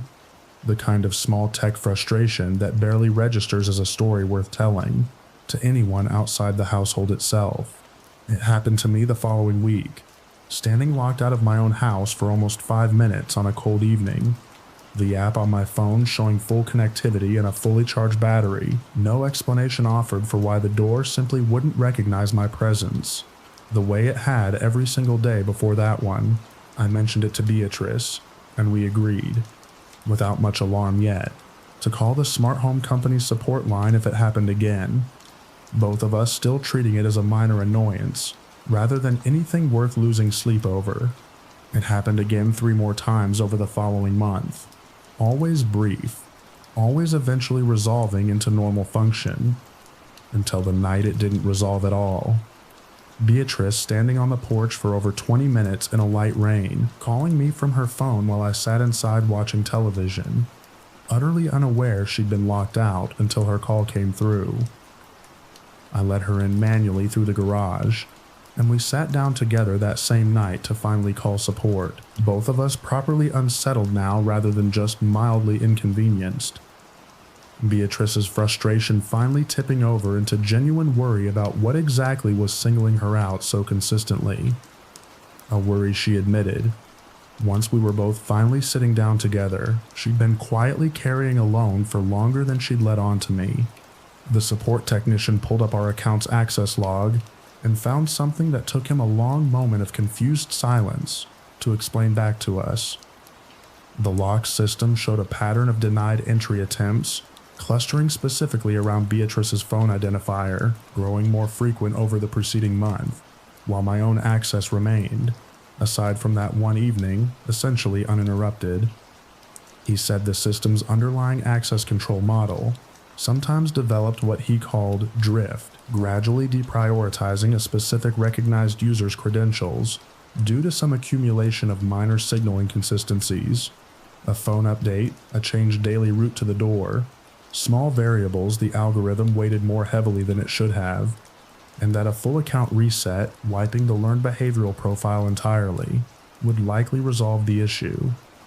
Beatrice asked him directly whether this kind of gendered pattern, specifically targeting one household member over another, was something the company had documented before. He hesitated before answering, saying only that most drift cases he'd personally handled did tend to concentrate on a single user, rather than spreading evenly, though he couldn't offer any theory as to why, an admission that left both of us more unsettled than reassured by the end of that call. We did the reset that same week, and the lock behaved normally for both of us for almost 2 months afterward, long enough that we'd nearly forgotten the whole ordeal. It resumed then, specifically targeting Beatrice again, denying her entry with increasing frequency despite the reset, despite a second and third reset after that, despite a replacement of her phone entirely, on the theory that some corrupted hardware signature might be responsible. Nothing fixed it permanently. The lock seemed to relearn, every time, that Beatrice specifically was somehow less trustworthy than she'd been before. A pattern that survived every intervention the company's own technicians could think to try, each reset buying us only a temporary reprieve before the same targeted behavior crept back in. Always aimed at her, and never once, after that first evening, at me. Beatrice brought up one night, something that had been nagging at her since we bought the house. That the previous owners, a couple who'd sold quickly and somewhat mysteriously according to our realtor, had divorced partway through the sale process, and that the wife, specifically, had not been present for the final walkthrough or closing, handling everything remotely through her lawyer instead. We had no way to confirm it, but Beatrice couldn't shake the specific, uncomfortable thought that the lock's learned profile might have inherited some deep pattern from that previous household. Some algorithmic residue of a woman the system had, for whatever reason, once learned to lock out, a pattern that had simply transferred itself onto the next woman who happened to live in that same house afterward, waiting patiently for someone new to inherit whatever grievance the algorithm had never actually let go of. We changed our locks entirely within the week, disabled the smart features altogether completely, and haven't looked back since even once. Grateful for a simple mechanical system that answers to nothing but a physical key held in a physical hand, Beatrice still mentions, sometimes only half joking, that she wonders what happened to the previous owner, the one who apparently wasn't there for her own house's final walkthrough, and whether the algorithm that guarded our door for 2 years ever really belonged to our household at all, or whether we'd simply been living, unknowingly, inside someone else's unfinished argument the entire time. A leftover dispute neither of us had ever agreed to inherit, but somehow ended up carrying anyway, for 2 long years, without either of us fully understanding why. I looked up the previous owner's names once, out of curiosity I couldn't quite justify to myself, and found nothing alarming at all. Just an ordinary public records trail showing they'd both relocated to different states entirely after the divorce finalized, living, as far as I could tell from a few minutes of searching online, perfectly separate and unremarkable lives now, no longer connected to each other or, as far as either could tell, to us in any way at all. It didn't answer anything really, but it settled something in me anyway, the small relief of confirming that whatever the lock had been doing to Beatrice, it wasn't actively connected to 2 people still out there, still divided, still somehow reaching back into a house they no longer lived in, still capable of shaping a life they'd left behind entirely.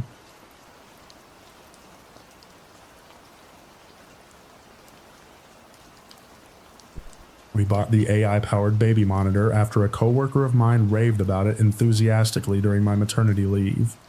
A small camera that watches over the crib and uses machine learning to track breathing patterns, sleep quality, and subtle movement changes, sending predictive alerts to our phones if anything seemed like it might be trending toward a problem before it became an emergency. The company's marketing had emphasized peace of mind above absolutely everything else. The promise of catching a problem hours before it would otherwise become visible to an exhausted, distracted new parent. I'd been anxious throughout most of my pregnancy, in the specific way first-time mothers often are, reading too much online, worrying over every statistic I came across about infant sleep safety, and the monitor felt, when we finally bought it, like a genuine answer to that anxiety, rather than simply another gadget. A way of externalizing some of the constant vigilance new parenthood demands onto a system built specifically to watch more carefully than any exhausted human possibly could. The monitor worked beautifully well for the first 6 weeks, giving my husband Torsten and me exactly the reassurance we'd been promised. Gentle notifications letting us know our son Emrys was sleeping well, his breathing steady, nothing to worry about. I remember feeling, during those early weeks, genuinely grateful for the technology. Less anxious than I'd expected to be as a first-time mother, navigating the particular terror of newborn sleep. The first strange alert came at 3 a.m. sharp on an ordinary Tuesday. A notification warning of elevated risk indicators, recommend immediate check. Vague enough that I was out of bed and in the nursery within seconds. Heart pounding, only to find Emrys sleeping peacefully, breathing steady and unremarkable. Nothing at all wrong that I could identify with my own eyes and ears.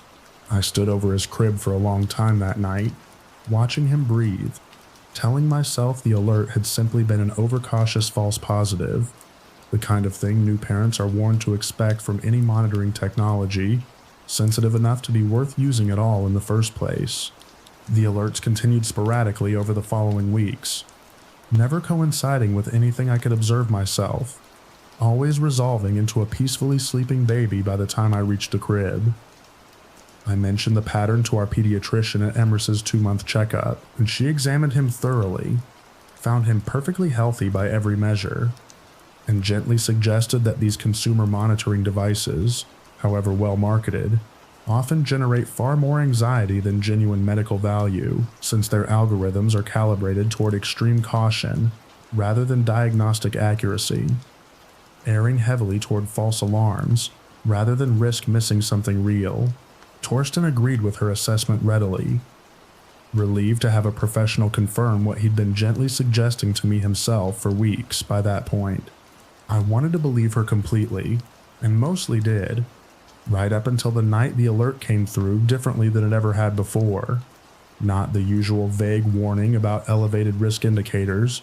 but a specific notification reading, irregular breathing pattern detected, comparable to historical adverse outcomes, recommend immediate medical attention.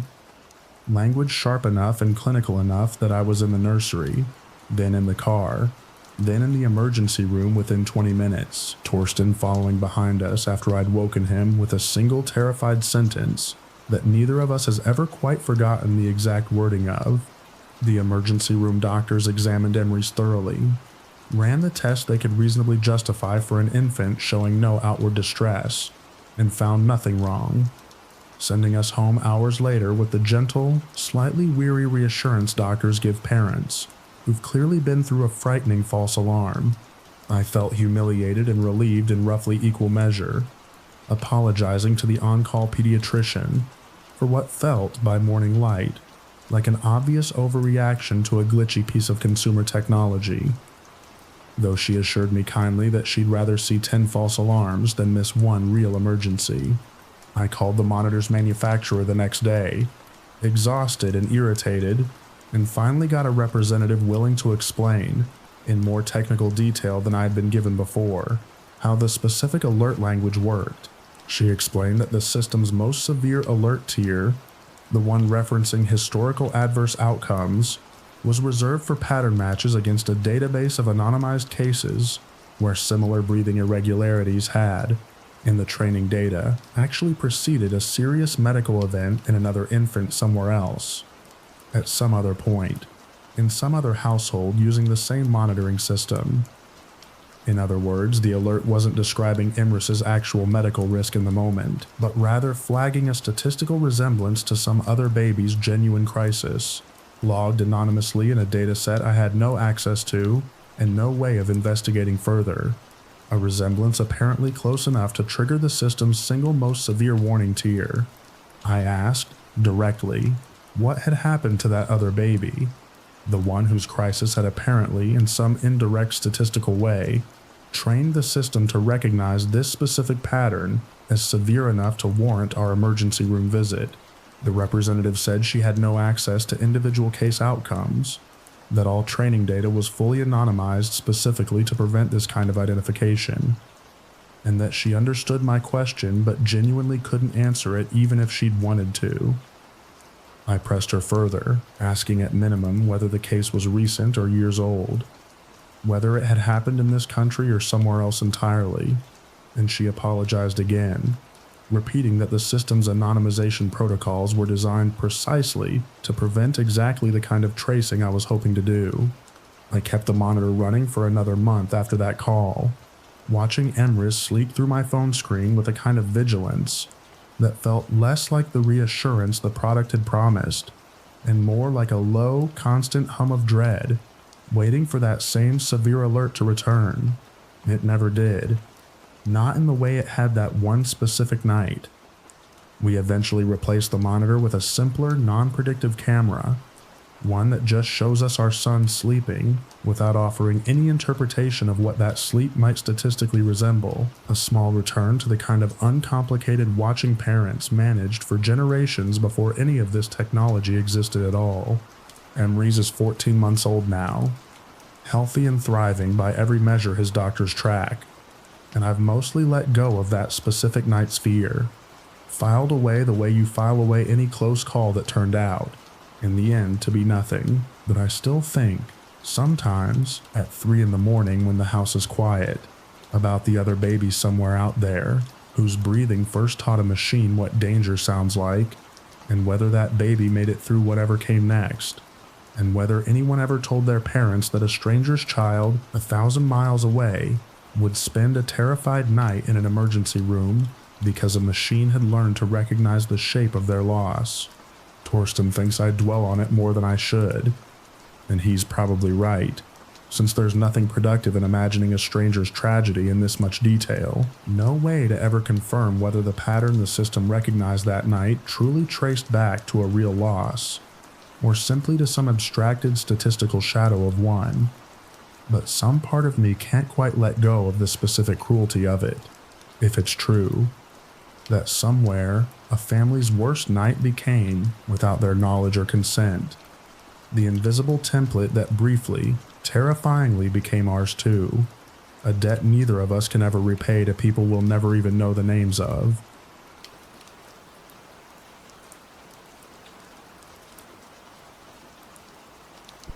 The security company installed our new facial recognition system last spring, part of a broader package upgrade that included a feature they called Trusted Neighbor. Designed to grant temporary automatic entry to people, the system learned to recognize as regular, welcome visitors, the mail carrier, our next-door neighbor who watered our plants when we traveled every summer, my mother-in-law who stopped by most Sundays. The installer walked us through the calibration process, showing us how to manually approve faces the system flagged as frequent visitors, building what he called a trust profile over the following weeks, as the cameras slowly learned who belonged in our lives and who simply didn't. We'd upgraded mostly because of a string of package thefts on our street the previous winter, wanting something more robust than the basic doorbell camera we'd had before, and the sales pitch for Trusted Neighbor specifically appealed to us since my mother-in-law visits often enough that constantly buzzing her in felt like an unnecessary hassle for everyone involved. The system worked exactly as promised for the first 2 months, recognizing our approved faces smoothly, unlocking the front door automatically for my mother-in-law's Sunday visits, without either of us needing to buzz her in, a small convenience that made the whole upgrade feel worth the cost from the very first weekend it was active. The first sign of trouble came in an alert I nearly dismissed without reading closely. A notification informing me the system had granted Trusted Neighbor access to an unfamiliar face at 2:14 in the afternoon, while my husband Rutger and I were both still at work. I called Rutger immediately, and neither of us had any idea who the system might have let in, since we hadn't approved any new faces recently, and both of our regular Trusted Neighbor visitors were accounted for elsewhere that afternoon. I drove home early, heart pounding the entire way, and found the house exactly as I'd left it that morning. Nothing disturbed, nothing missing,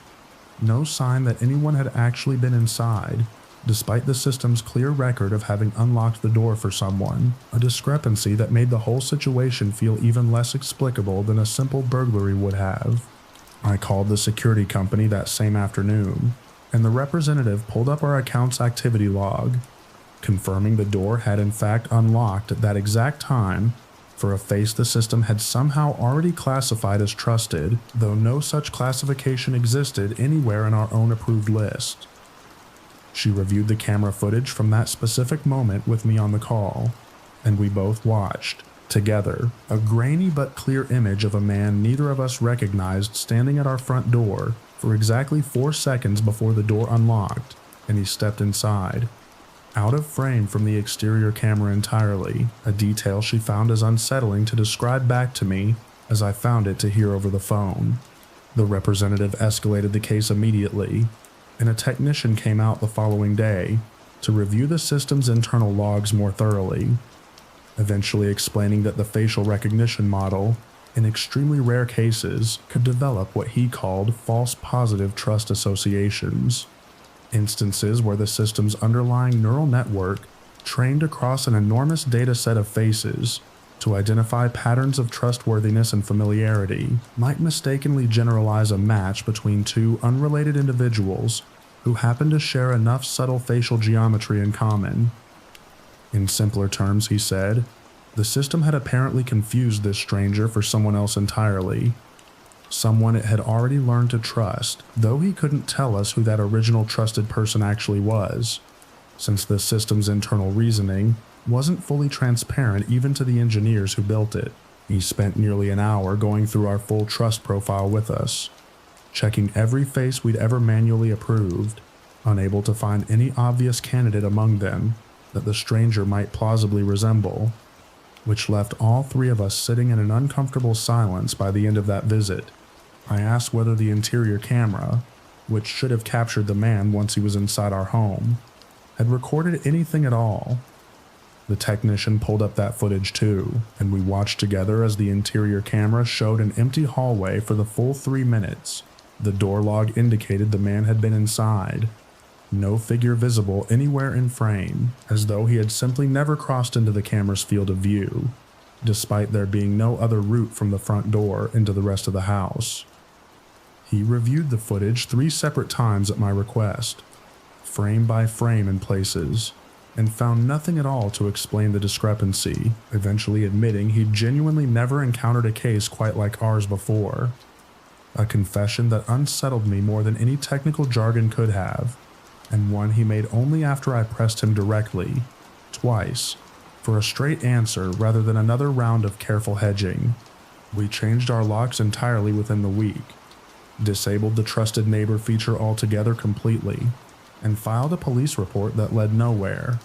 since there was no evidence of anything stolen or disturbed, nothing whatsoever beyond a single ambiguous clip of a stranger's face, and an interior camera that had somehow captured nothing at all during the exact window he was supposedly inside our home. The officer who took our report was polite, but clearly unsure what, exactly, he was supposed to investigate, given that no actual crime appeared to have occurred beyond an unlocked door and an unexplained gap in our own camera footage, a case with no victim and no evidence he could meaningfully act on, one he closed within the week without much further contact from his department. Rutger wanted to believe the technician's explanation completely, a rare and unfortunate technical glitch, nothing more, and mostly I let him believe that, since the alternative felt too large and too formless to actually live with day to day. But I still checked the exterior camera feed obsessively some afternoons, alone in the house, watching the front walk the way you'd watch a pot you've been told will never boil over. And I've never quite been able to shake the specific stillness of that interior hallway footage, 3 empty minutes where a man should have been standing, walking, doing something, anything, rather than simply not being there at all, present enough to unlock a door and vanish entirely from every other camera meant to track him. We asked the security company, before finally disabling the feature entirely, whether they could at least run the stranger's face against any broader database to identify him, and they explained, somewhat unhelpfully, that consumer-grade facial recognition wasn't linked to any law enforcement or public identification database, existing purely to compare faces against our own small household list, rather than to actually determine who anyone really was. That answer has stayed with me longer than almost anything else about the whole ordeal. The idea that the system knew him well enough to trust him completely, and yet could tell us nothing at all about who he actually was. A stranger our own front door had quietly decided belonged. My mother-in-law, when we eventually told her the whole story, took it more seriously than Rutger did, insisting we get the locks changed immediately regardless of what the technician said, and I've come to think in the months since that her instinct was probably the correct one all along, however little any of us could actually prove about what had really happened that afternoon. She's stopped by less often since, though neither of us has ever said out loud that the story is the reason why, a small unspoken shift neither of us has felt like examining too closely.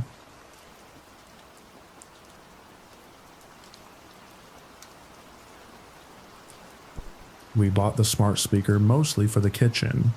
a small convenience for setting timers and playing music while cooking. the kind of purchase that felt entirely unremarkable at the time. One more small gadget among several we'd accumulated without much thought at all. My wife Odalys was the one who used it most, asking it questions while making dinner. The ordinary chatter of a household that had gotten comfortable talking to a device, the way you'd talk to a helpful stranger, who happened to always be listening. We debated the purchase for a while before actually going through with it, since Odalys had always been a little more skeptical of these devices than I was, joking that she didn't love the idea of a company quietly listening in on our home at all times, though she came around eventually once enough of our friends had one, and swore by the convenience. I remember her half joking, the day we set it up, that she hoped it wouldn't turn out to be the thing she always worried these devices secretly were. The first strange incident happened on an evening I was working quite late, arriving home to find Odalys unusually quiet, distracted in a way that wasn't like her. She asked, carefully, whether I remembered mentioning, that morning before I left for work, that I'd been thinking about looking for a new job. I hadn't mentioned any such thing. Not that morning. Not any morning. Having been perfectly content at my job for years without any private dissatisfaction I hadn't voiced even to myself. She said the speaker had brought it up unprompted while she was cooking, offering to pull up local job listings based on a conversation it referenced having with me earlier. A conversation I had absolutely no memory of and, I was quite certain, had never actually taken place. We laughed about it that first night together, chalking it up to some glitch in the device's conversational AI, a stray hallucinated memory the way these systems sometimes produce plausible-sounding nonsense when pressed. I didn't think much more of it until it happened again the following week, this time referencing a conversation about wanting to repaint the guest bedroom, a topic Odalys and I genuinely had discussed, but only between the two of us, quietly, in bed one night with every device in the house supposedly asleep. No reason for the kitchen speaker 3 rooms away to have any record of it at all. A discrepancy neither of us could shrug off quite as easily as the first one. I called the manufacturer's support line, spending the better part of an hour on hold before reaching a representative, who listened to my description with the practiced patience of someone who'd fielded this exact complaint before.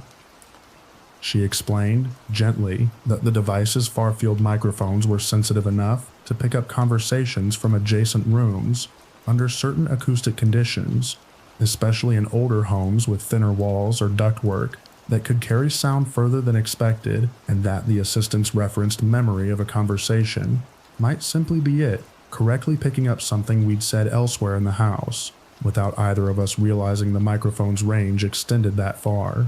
And it was a reasonable explanation, and it held for about a month, right up until the night the speaker referenced a conversation Odalys and I had never had anywhere in the house at all. A specific, detailed exchange about her sister's ongoing divorce, delivered by the assistant as helpful context, while suggesting relevant self-help podcasts, describing details about the divorce that were accurate, upsetting, and private, details Odalys had only ever discussed with her sister directly, over the phone, during calls made from her car in the grocery store parking lot, specifically because she hadn't wanted our house's smart devices anywhere near a conversation that sensitive.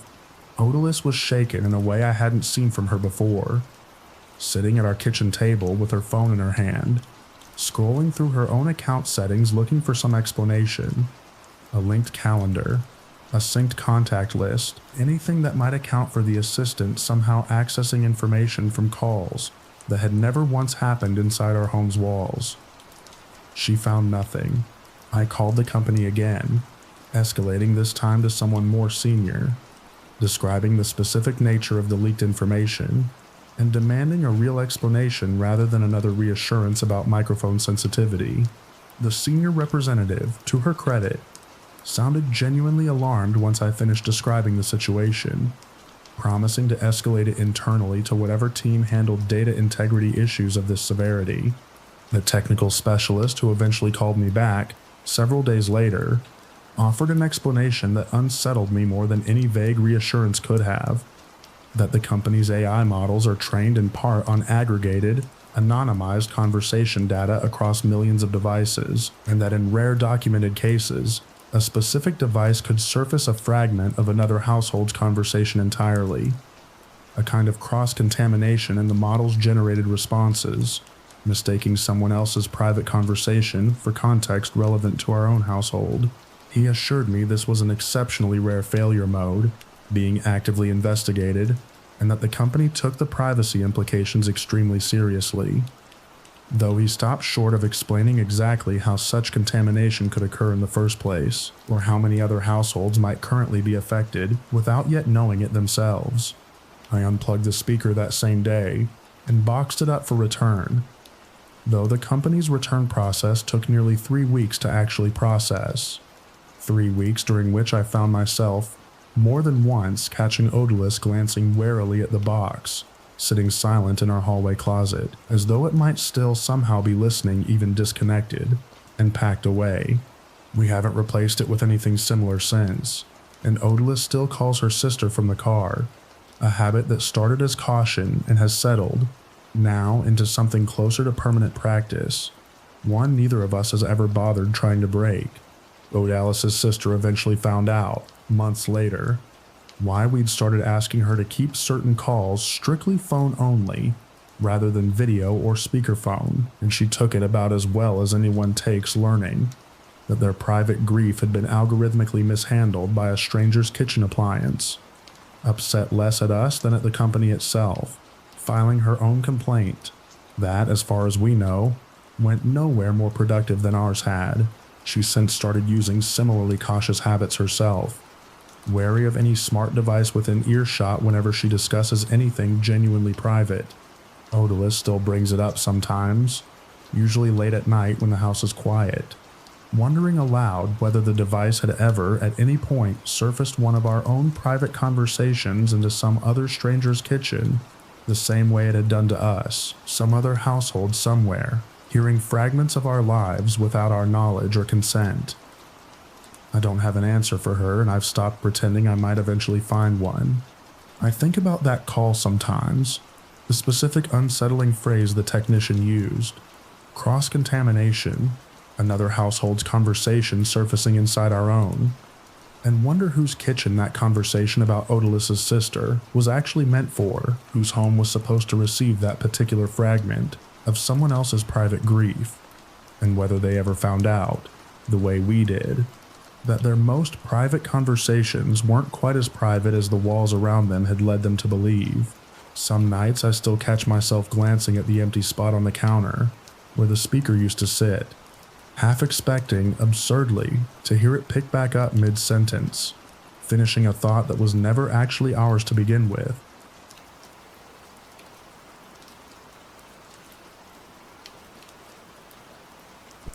The ADT-style monitoring service we'd signed up for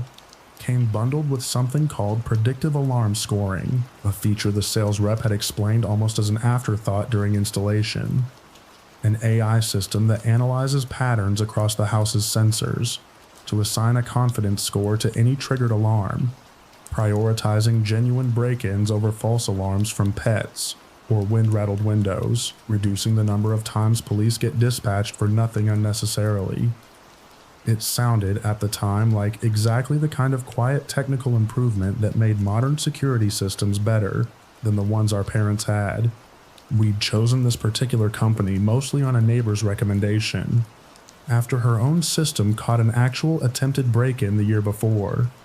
and the sales pitch leaned heavily on exactly this predictive feature, promising fewer false alarms and faster, more accurate police response when something genuine was actually happening. I remember feeling reassured by the pitch at the time. The specific promise that the system would learn our house's normal patterns, well enough to tell the difference between a real threat and an ordinary gust of wind rattling a loose window screen outside our bedroom. The first strange alert came on a Tuesday afternoon while I was at work. A notification on my phone informing me the system had flagged a high-confidence intrusion event, verified at my house. Timestamped for later that same evening, 6 hours in the future. I stared at the notification for a long moment, certain I'd misread it, before calling the monitoring company directly, my hands not quite steady as I dialed. The representative who answered seemed genuinely confused by my question, checking the account and confirming, yes, the system had in fact generated an alert, timestamped for a future window rather than a past or current event, something she said she'd personally never seen before in her 2 years with the company, though she offered, uncertainly, that the predictive scoring model sometimes generated projections rather than confirmations, and that the wording in the notification might simply be a display bug rather than an actual claim about the future. I went home early that day, unsettled enough that I couldn't focus on work, and spent the evening watching the house the way you watch a pot you've been told will boil over, jumping at every ordinary sound. Nothing happened. No break-in, no triggered alarm, nothing beyond the ordinary creaks of an old house settling into a cool evening. I went to bed feeling foolish, telling myself I'd let a software glitch cost me an unnecessary evening of dread, promising myself I wouldn't let the next alert rattle me nearly as badly. The pattern repeated 3 more times over the following month. Always the same specific phrasing. Always a window 6 hours into the future. Always resolving into nothing when the actual time arrived. I kept a log of each instance, dates and times, growing more frustrated with the company's inability to explain it with each call, until a supervisor I finally got escalated to admitted, somewhat reluctantly, that the predictive model had been trained on aggregated data from thousands of monitored homes, and that in rare cases the algorithm could generate what she called orphaned projections, forecasts based on pattern matching against similar households that hadn't yet been properly filtered out of the customer-facing alert system before a recent software update. She apologized for the confusion, assured me the company was working on a patch, and offered a partial refund on that month's service fee, an offer I accepted mostly out of exhaustion rather than any real satisfaction with the explanation itself. I accepted the explanation, mostly, and the alerts did stop for almost 2 months afterward, long enough that I'd nearly forgotten about them entirely. The 5th alert came on a Thursday night while I was already home, my husband Callahan out at a work dinner, our 2 kids asleep upstairs. The notification read the same as always. High confidence intrusion event, verified, 6 hours in the future, except this time the timestamp landed well past midnight, deep into a stretch of night I'd normally have been asleep through entirely, a detail that unsettled me more than the alert's content did on its own. I didn't sleep that night. I sat in the living room with every light on, phone in hand, watching the clock count down toward a timestamp I'd been told, by a company representative, meant essentially nothing. I checked on our 2 kids twice during that stretch, both sound asleep, and found myself, absurdly, rehearsing in my head what I'd actually do if the alert turned out to be real, since no one at the company had ever given me a straight answer about what exactly I was supposed to do, with a warning framed as a future certainty rather than a call to action. At 1:47 in the morning, 4 minutes before the projected window, our backdoor sensor triggered a genuine alarm, an actual attempted entry through the sliding door off the kitchen, caught clearly on our camera footage. A man in dark clothing trying the handle, apparently unaware the door was locked, before retreating quickly into the dark yard beyond our motion light's reach. The police who responded took a full report, reviewed the footage, and found no further trace of the man beyond the initial camera clip, no matching description in any recent local incident reports, a dead end that left me with more questions than the whole ordeal had started with. I gave my own statement calmly enough in the moment, and fell apart quietly afterward, once the officers had left, and Callahan had come home to find me still sitting in the same chair I'd been in for hours, unable to explain to him, in any way that didn't sound unhinged, that the system had told me this would happen, 4 minutes early, framed as a statistical projection rather than a warning I could have actually acted on. I called the monitoring company one final time the next morning, calmer than I'd expected to be, and asked directly whether the predictive model could, in fact, forecast genuine future break-ins with meaningful accuracy rather than simply generating noise that occasionally happened to align with real events by chance. The representative, reading carefully from what sounded like an approved script, told me the system was designed to assess risk based on environmental and behavioral patterns, not to predict specific future criminal acts, and that any apparent correlation between past alerts and subsequent events was almost certainly coincidental given the volume of alerts the system generates across its full customer base. An answer that felt, even as she delivered it, more rehearsed than reassuring. We still use the service, mostly because switching providers felt like an overwhelming task in the aftermath of an actual attempted break-in, and because Callahan reasonably points out that whatever the system is or isn't capable of predicting, it did help catch a real intrusion attempt on camera that night. I still get the occasional alert now, months later, phrased in that same unsettling future tense, and I no longer wait to see whether they resolve into nothing. I call Callahan home, check every lock myself, and sit up watching the clock, unwilling to bet my family's safety on a company's insistence that the timing is coincidence. I asked the monitoring company once, during a routine service call unrelated to any specific alert, whether they could tell me how many other customers received similarly worded future tense alerts on a regular basis. The representative said that information wasn't something she had access to share, though her hesitation before saying so told me, I think,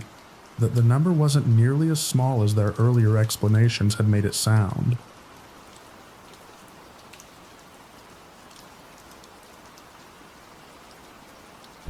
We installed the whole home system the same month I found out I was pregnant,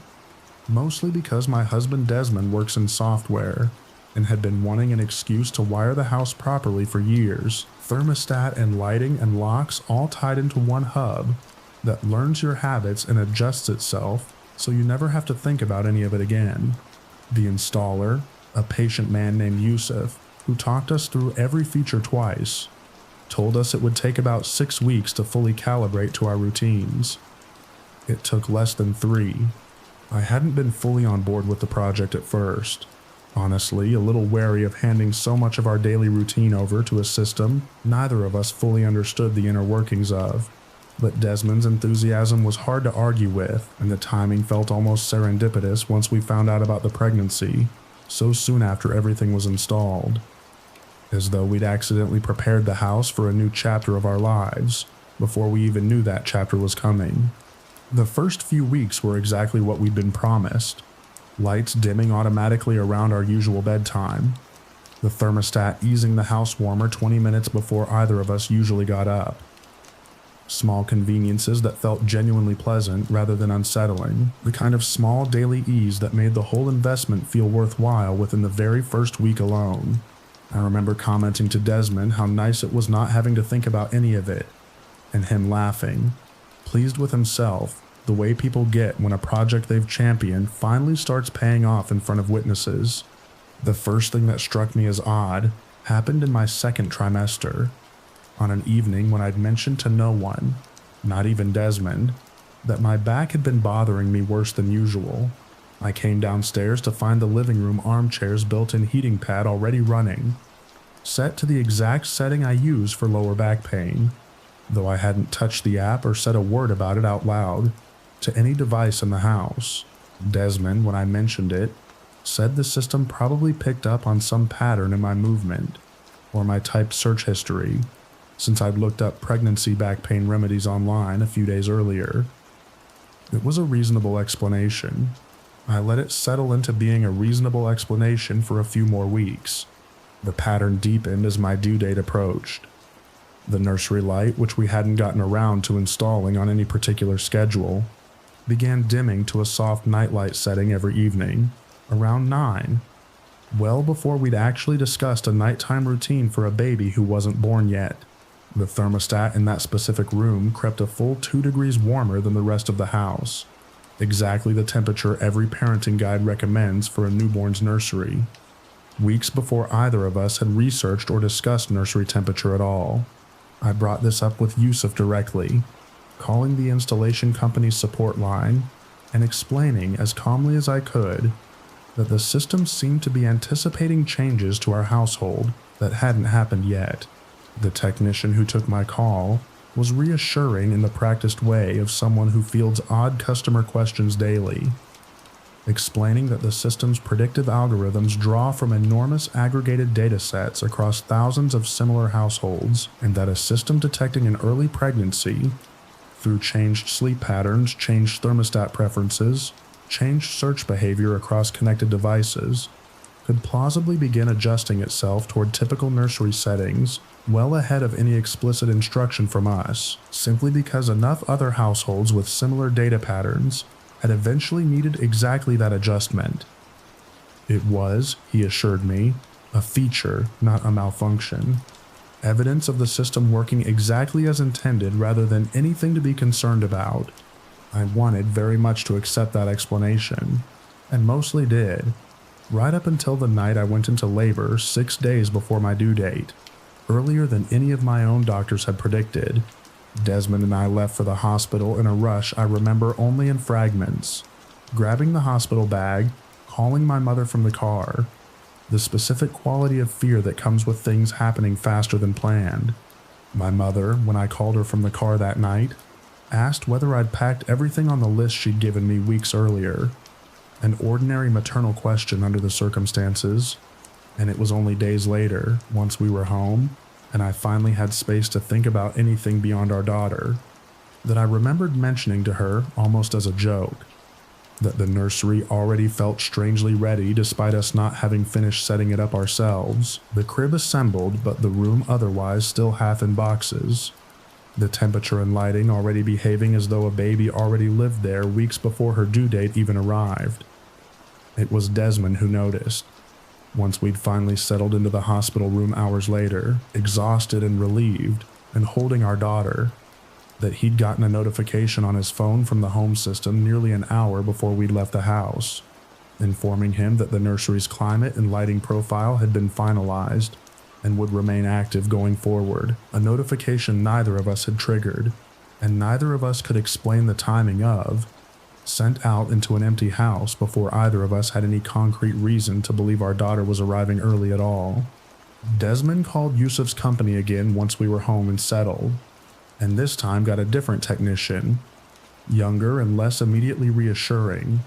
who pulled up our account's activity log and confirmed the notification had, in fact, gone out at the time we'd both remembered, but could offer no explanation beyond speculating that the system might have detected some physiological signal through connected wearables we hadn't fully considered. My smartwatch, worn every day of the pregnancy, tracking heart rate variability, that could theoretically flag labor onset before conscious symptoms made it obvious to either of us. It was, again, a plausible explanation. It didn't feel like one, sitting in our nursery with the lights already dimmed exactly the way our daughter would eventually need them, in a house that seemed to have known she was coming before we'd fully let ourselves believe it. Yusuf himself called a few days later, apparently having heard about our case internally, and told me, off the record and clearly a little uncomfortable doing so, that he'd fielded a handful of similarly strange calls from other new parents over the years, though the company's official policy discouraged technicians from discussing patterns across customer accounts. Our daughter is 7 months old now, and the house has settled into a rhythm that mostly feels like ordinary convenience again, adjusting to her nap schedule, her bath time, the small daily patterns of a baby's life the way it was designed to. I've stopped bringing up the early notifications to Desmond, mostly because there's nothing productive left to say about them, and because most days the system simply does exactly what it's supposed to do, quietly, competently, staying 2 steps ahead of needs we haven't consciously identified yet. I check the activity log sometimes anyway, late at night after she's finally asleep, scrolling back through months of small adjustments the house made before we asked for them, looking for the exact moment it started knowing things about us that we hadn't yet decided to know ourselves, and never quite finding a clean beginning to point to, only a long, gradual accumulation of moments where the house seemed to simply already understand,